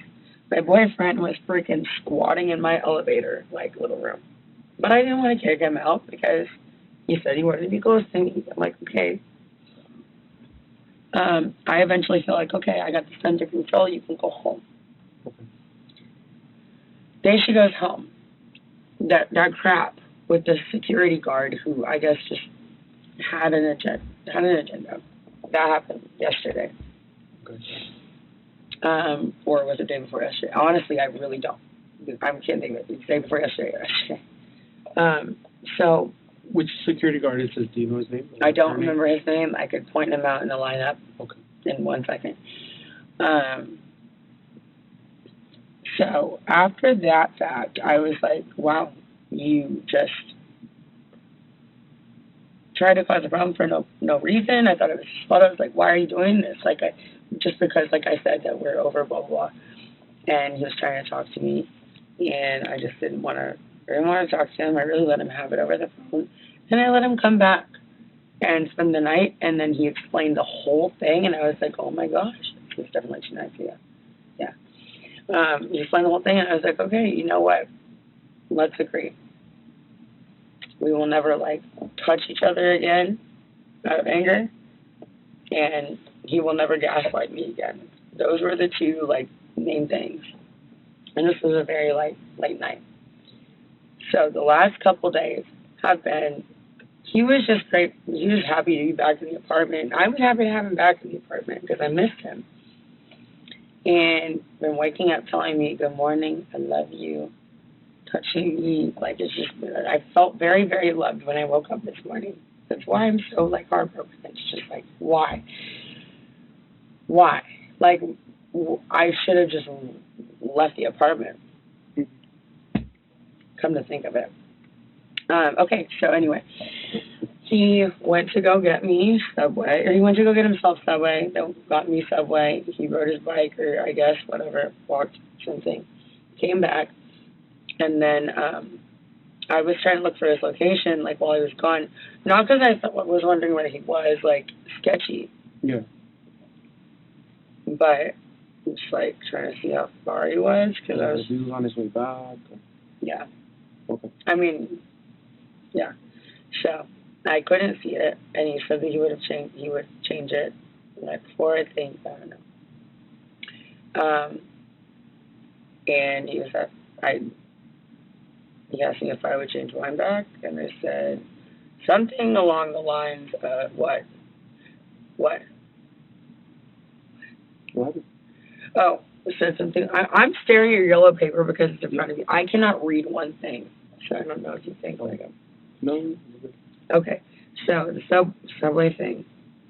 He comes back. I asked him about his location. Said he'll change it. Asked me about mine. I said something mean or unnecessary about, even though I wasn't anywhere, saying something like, "Oh well, you wouldn't want to know," something like that. Courtney has added more details to the situation throughout the second retelling, making it far more useful to detectives. However, we paused here for a specific reason. In her initial retelling, she claimed that when she asked Christian to turn on his location settings and why they were off in the first place, that it was the start of a fight, that he had said he changed it when they broke up, and that he didn't immediately concede to turning them back on. However, in this retelling, she says he immediately told her he would turn them back on and explained why they were off, and it was only when he asked that she do the same that the fight began, which means that the fight was objectively started by her. This isn't a significant change by any means, and it's damning in the slightest, but it shows why the detectives would ask her to repeat her story. It also further hurts her credibility. And he ended up getting upset, and that's kind of like where it went from there. Tell me I did the wall. I don't remember exactly where it went from there. I was on the floor. Let me go. I called my mom. So he had you against the wall. He was holding you by the neck, right? Yes. And then he let you go. You start swinging at him, and then he ends up putting you on the ground. Mm-hmm. Correct. And then. Oh yeah, when I was up against the wall, I mean when he had me like this, I was just trying to get it off. Yeah, you're trying to get it in. But it wasn't. I didn't feel. You felt the pressure. It wasn't a long time. Yeah. It wasn't a long time, and it wasn't extremely hard. It was kind of just like, I don't know if that makes sense. Okay. And then he put you on the ground after that. Mm-hmm. And then you said something that you don't remember what he said. Gritting his teeth. Okay. And then he let you go. Yes. Okay. And you got up, and then what happened? I went into the kitchen. I picked up my phone from my charger. Okay. To call my mom. Actually, at that point, I walked into the living room. She was sitting on the couch. I didn't say this before. I walked in the living room. I called my mom. You could see I was calling my mom. Okay. That made him angry. I went in his living room to go sit on the couch. He came in there and tried to get the phone out of my hand. So I went back into the kitchen. And at that point, I was sitting there and I grabbed the knife, which... Did he ever get the phone out of your hands? Or? No. No? He just came over to me and was trying to get it, and then we went into the kitchen. I don't not think that this was... I don't know. I really don't know if this is justified at all. I actually don't know. Well, that's what I really don't know, because I know I was scared, but I really don't know. So you got the knife. So, one reason as to why you would want to speak to a lawyer and not the police on your own is that you wouldn't get objectively damning moments like this one, where Courtney says she isn't sure if the stabbing was justified or not. Any attorney would have advised their client stand firm on the fact that when they took lethal action, they were in fear for their life, and what happened was justified. Because I grabbed a knife. I grabbed a knife and I said, like, pretty much just like, don't get any close to me. And then came at me, said something, came at me, and then I just like threw it. And I really How exactly did you throw it? Did you just throw it like that? How many times? No. How exactly did you throw it? Like you threw it like this, or kind of like you flung it at him overhead, or how did that? Oh, I just flung it. You just flung it over your head, or from like this. Okay. So from like beside your head. Holding it, yeah.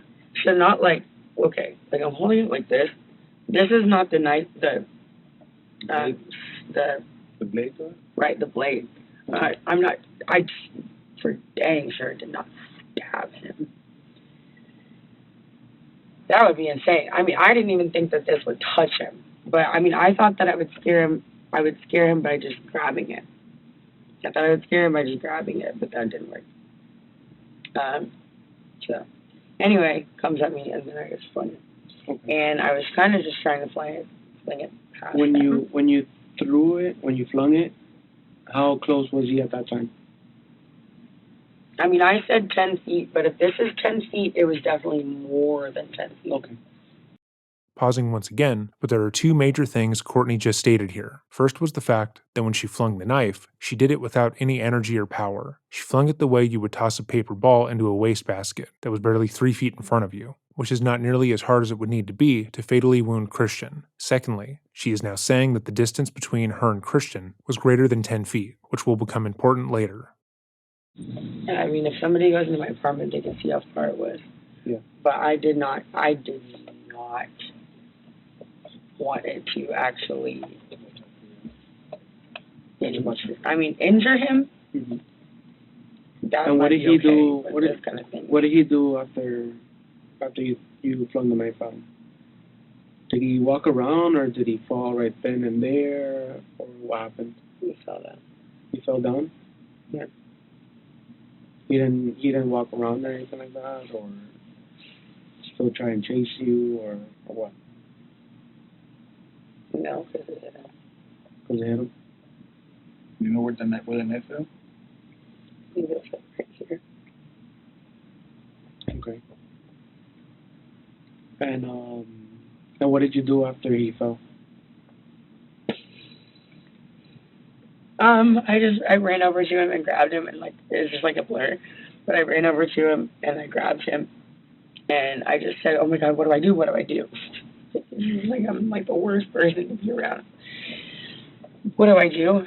And he said, call somebody. And I was on the phone with my mom. He said that? He said, just call somebody. And I was like, okay, I'm on the phone with my mom. I said, Mom, what do I do? She said, call 911. I think I called 911. I actually don't. Remember? Mm-hmm. That's obviously the easiest thing y'all can look up. Is if I call. I really don't remember. Why did I end up taking it closer to the door? I don't remember. I think that he walked closer to the door because we ended up closer over there. I think, yeah, he fell down close to the couch. Yeah. There's probably blood all over that white couch. I mean, I bet you anything is everywhere. We somehow ended up over by the extra bathroom in our little laundry closet. Yeah.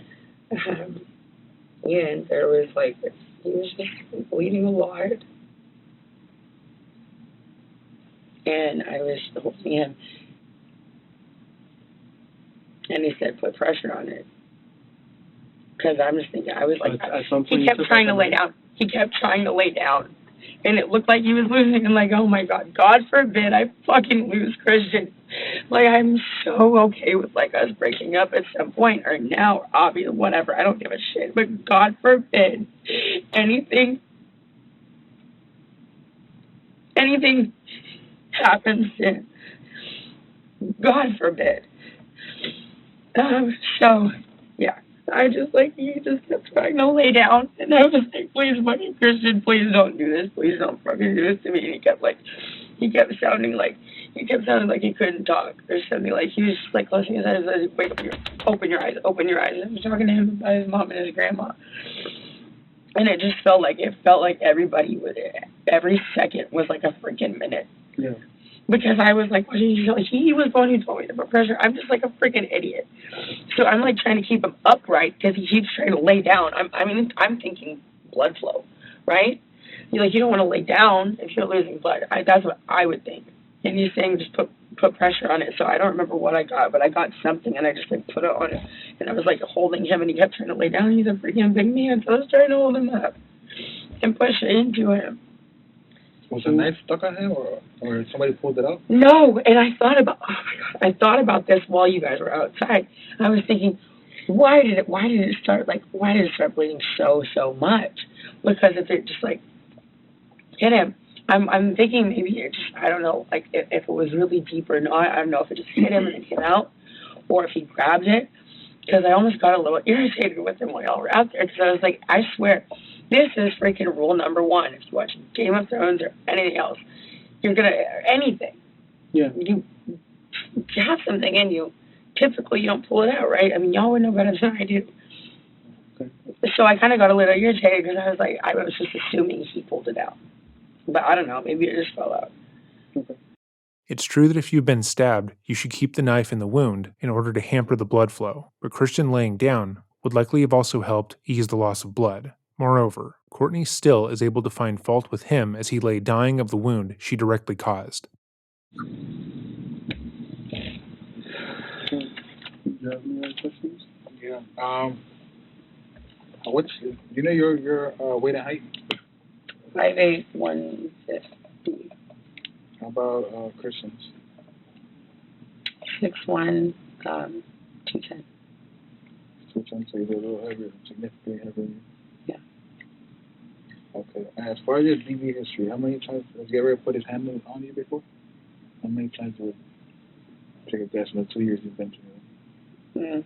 Maybe like 5 times. 5 times.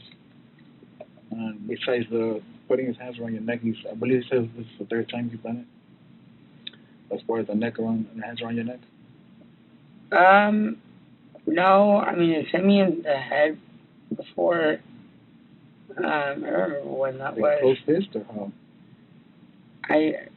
I'll just leave that out because I remember there was a time when he hit me really hard in the head and I was kind of discombobulated, but I can't even remember when it was.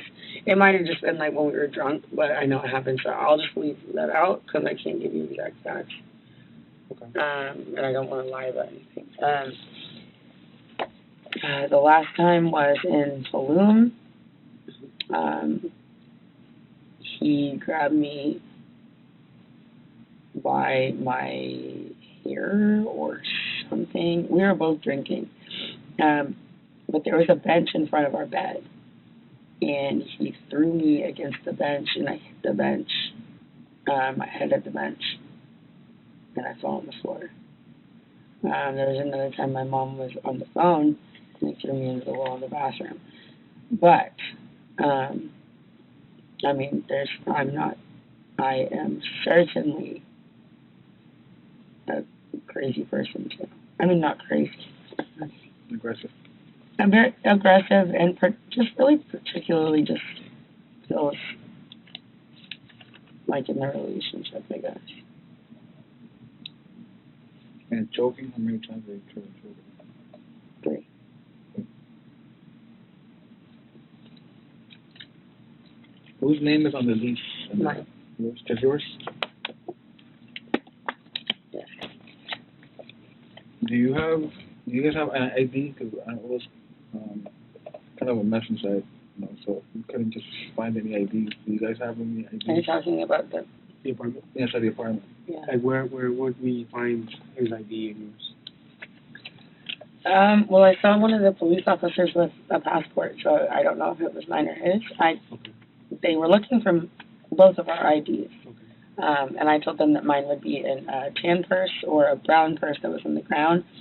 And one of them came out of the house with a passport, so I think that it was mine. But yeah, I have a couple of forms of ID inside the apartment. What about him? Where's his IDs? Or where does he keep them? He should have them in a bag. Does he carry a wallet or like a fanny pack or anything? Yeah, he doesn't. I don't think he keeps his. Well, it could be in his black bag might be in there that he had on today. Because he usually doesn't leave the apartment without his ID. Like He had that on. Like a side bag? Yeah, it's like one of the off-white things. It's like a black bag with a yellow strap. And that's what he was wearing when he went to Subway, so I'm assuming it was in there.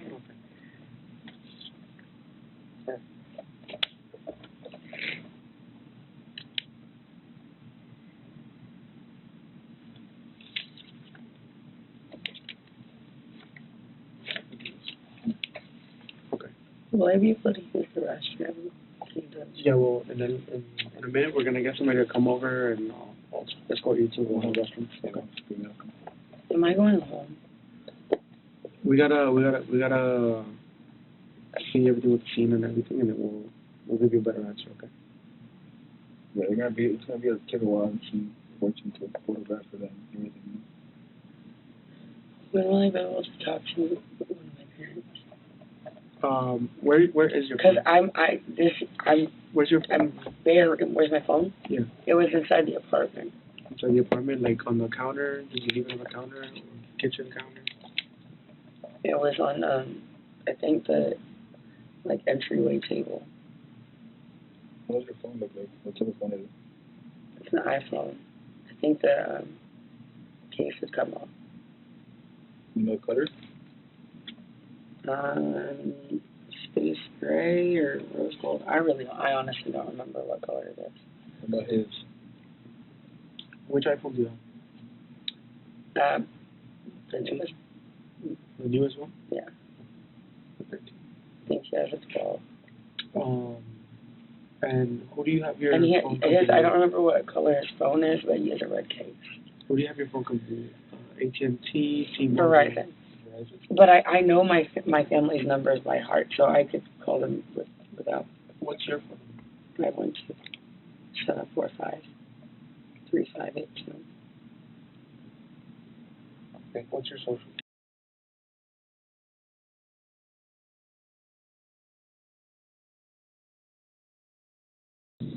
When will I be able to change out of these bloody clothes?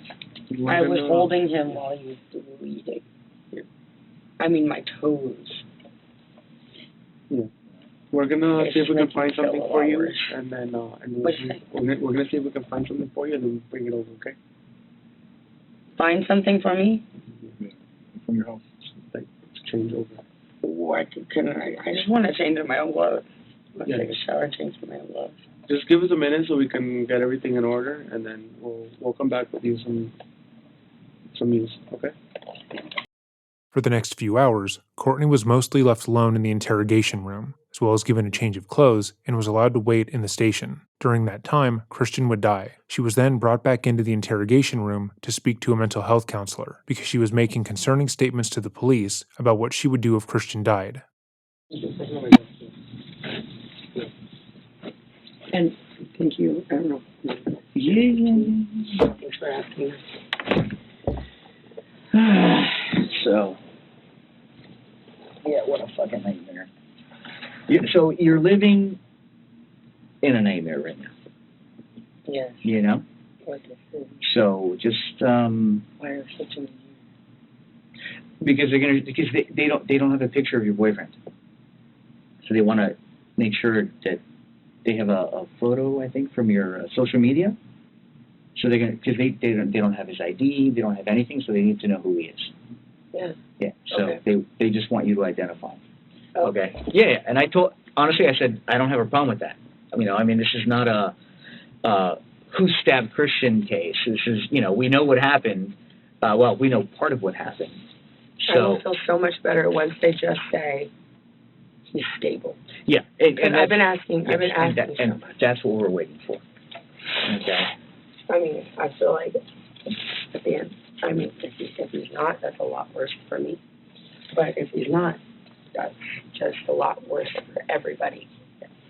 What Courtney says here is so damning that it feels like parody. She tells the counselor that she just wanted to know if Christian is stable, because once she knows that, the nightmare will be over. Once she knows that he is okay and will live, she will feel better. Then she follows that up by saying if he's not, then it would be a lot worse for her. Her mind isn't on him living and surviving the bona fide attempt she made on his life, but not going to jail for attempted murder. It's such an illuminating statement in its selfishness that it's shocking. We've covered countless interrogations at this point, gone over various men and women saying controversial, damning things on television and in court, but this one is up there with one of the worst. These statements cannot be used against her in the court case, as they're between her and a mental health professional, but as they are part of the footage that was released, we are free to comment on it as we see it.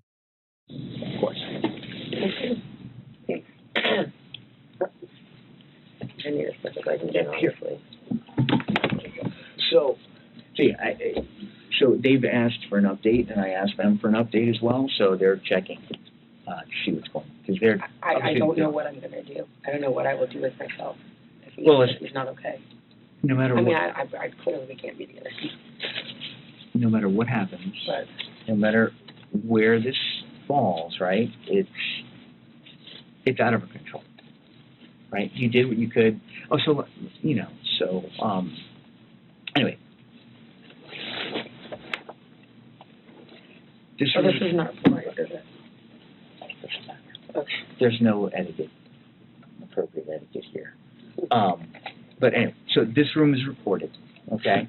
So let's just, I don't want to talk about, I mean, even if it is recording right now, what we talk about is confidential. They can never use it, but I prefer that we just not talk about the case. But just talking about in general. Okay. No matter what his condition is, it's out of our control, right? We have no control. Mm-hmm. What's done is done. We cannot do it.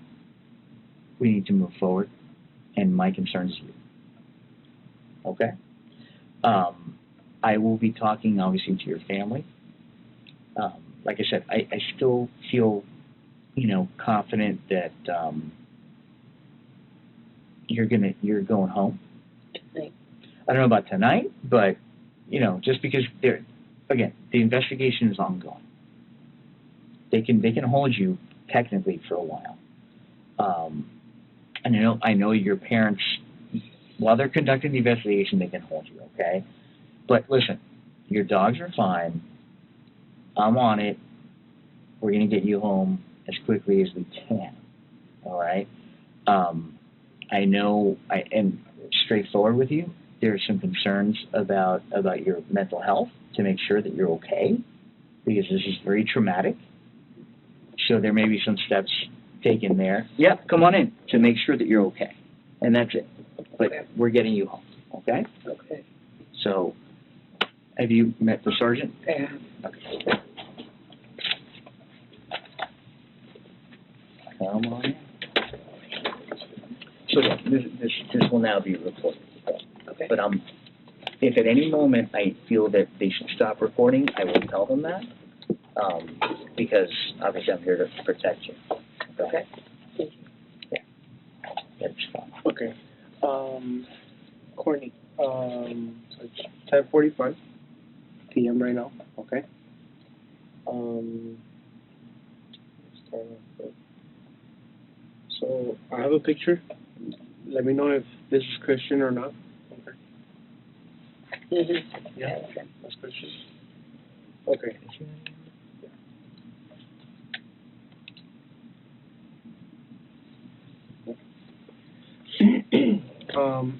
So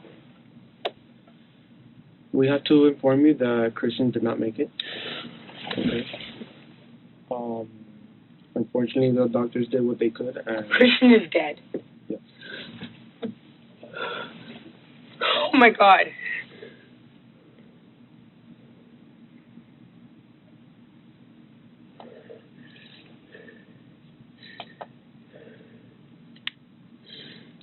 This is not real, right? Okay. There's no fucking way.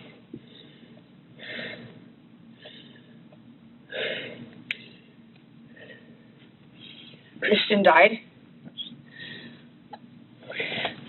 Can I please have a hug? Am I allowed to do that in here? Sure. Yeah. Relax. You're fine. No. Calm down. Calm down. Take deep breaths.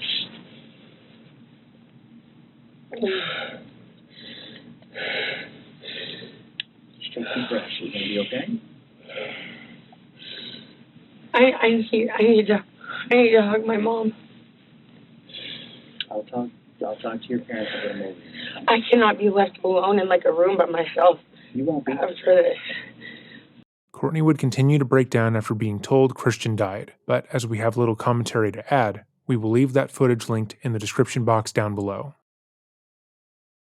Following the interview and Courtney's reaction to hearing about Christian's death, she was voluntarily admitted to a psychiatric facility for evaluation as she was making suicidal statements, However, after just 2 days, Courtney checked herself out of the facility and immediately updated her OnlyFans page with new content.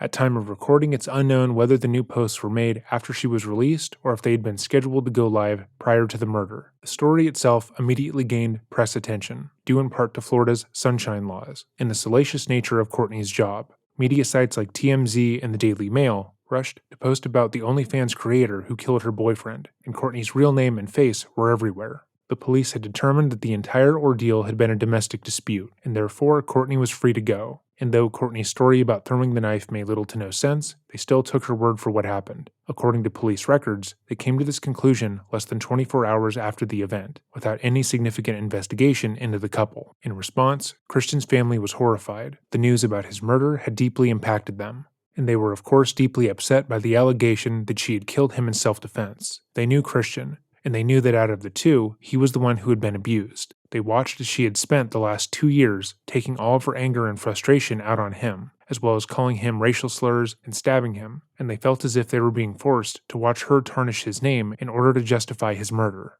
Nearly a week after Christian's death, the Obumseli family held a press conference where they spoke up about Christian and rebuked the narrative that Courtney had been running with since his murder. They called on the Miami-Dade police to charge her with murder, to look at the evidence, and to not allow their potential prejudice to distort their judgment. In response, Courtney's lawyer put out the following statement. Courtney is mourning the loss of Mr. Obumseli out of respect for his family. Justice in this matter calls for no arrest or charges. It is absolutely irresponsible for the family's attorney, who was not present and has not seen the evidence in this case, to allege that the events that evening were, quote, unprovoked, or to insinuate that she is being afforded special treatment. There is competent and substantial evidence that Courtney is the victim of domestic violence and possibly human trafficking. There's no doubt that the two of them had a tumultuous relationship. Moreover, there is evidence that Courtney was a victim of physical, emotional, and mental abuse at the hands of Obumseli. That night was no different, and Courtney had the right to defend herself out of fear for her life. Courtney cooperated with the investigators, and her actions were clearly self-defense. There is nothing we can say to alleviate the pain his family is going through. However, their calls for justice and an arrest in this matter are misplaced.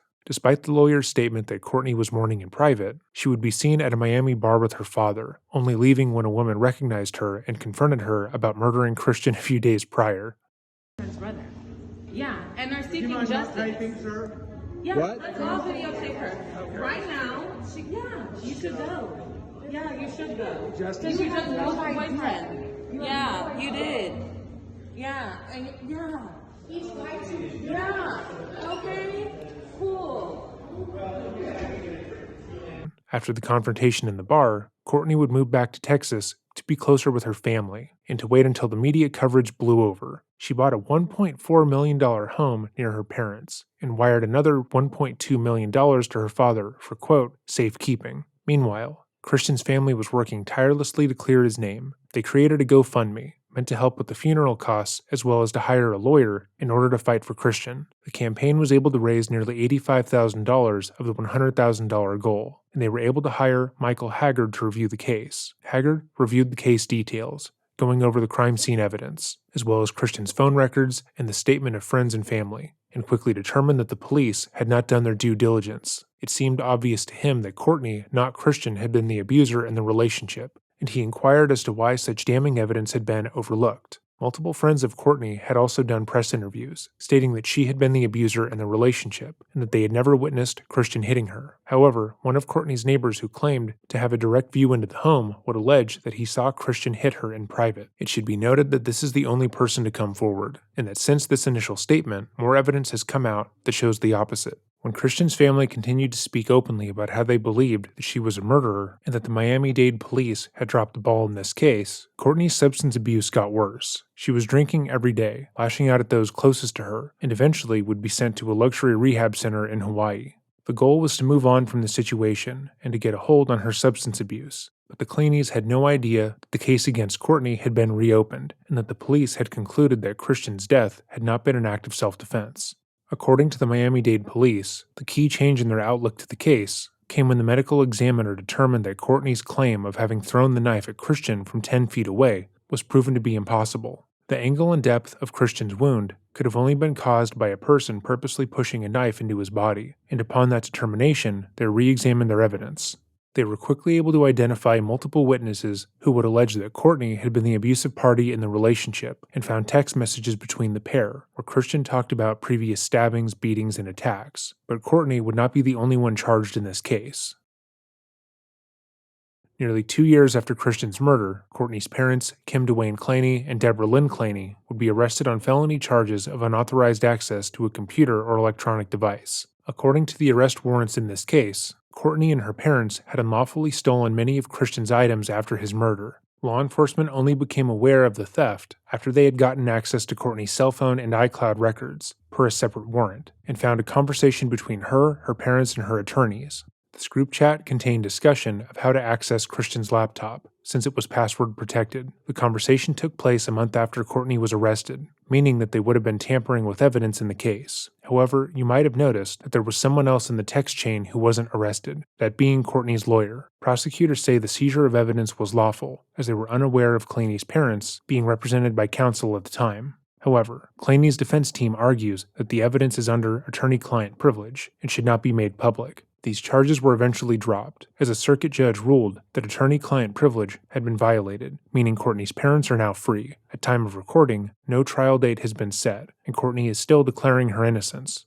One thing that needs to be made clear is that Courtney and her family are extremely wealthy. They can afford the best representation that money can buy, meaning that some of the information provided in this video will likely not make it into court. In fact, their goal is to disprove that Courtney's frankly unbelievable story about her throwing the knife actually happened. Her attorneys contacted their own medical examiner, who reviewed the autopsy, and claimed that it was absolutely possible for Christian's wound to have been caused by her throwing it at 10 feet. They attempted to supplement their argument by hiring a professional knife thrower to replicate the wound on a dead pig from approximately 10 feet. This, of course, is in spite of the fact that in her interview, she later amended her claim to say that she threw the knife at a greater distance than 10 feet. It should also be noted that Courtney was not a professional knife thrower, and by her own estimation, lightly threw the knife with no intention to harm Christian, so the very idea that she would be able to create this improbable wound with the expertise of a professional is laughable. But it's the best her lawyers have at this point in time. Because of the Clenney's extreme wealth, it'll be interesting to see how this case plays out and see what makes it in, and what the prosecution and defense will do with what they have. But above all else, justice needs to be done here. If you've made it to this part of the video, thank you for watching. This case was a hard one to parse through, because one side has been making their evidence public, while the other has kept their cards close to their chest, making this video incredibly one-sided. But all the facts of the case will come out during the trial, and I plan to watch it live. As always, if there's a video you would like to see, or a case you want more attention brought to, you can email me at dreading.official@gmail.com. I'm still going through the inbox and responding to your suggestions, and of course adding them to the list. So with all of that said, remember, stay safe.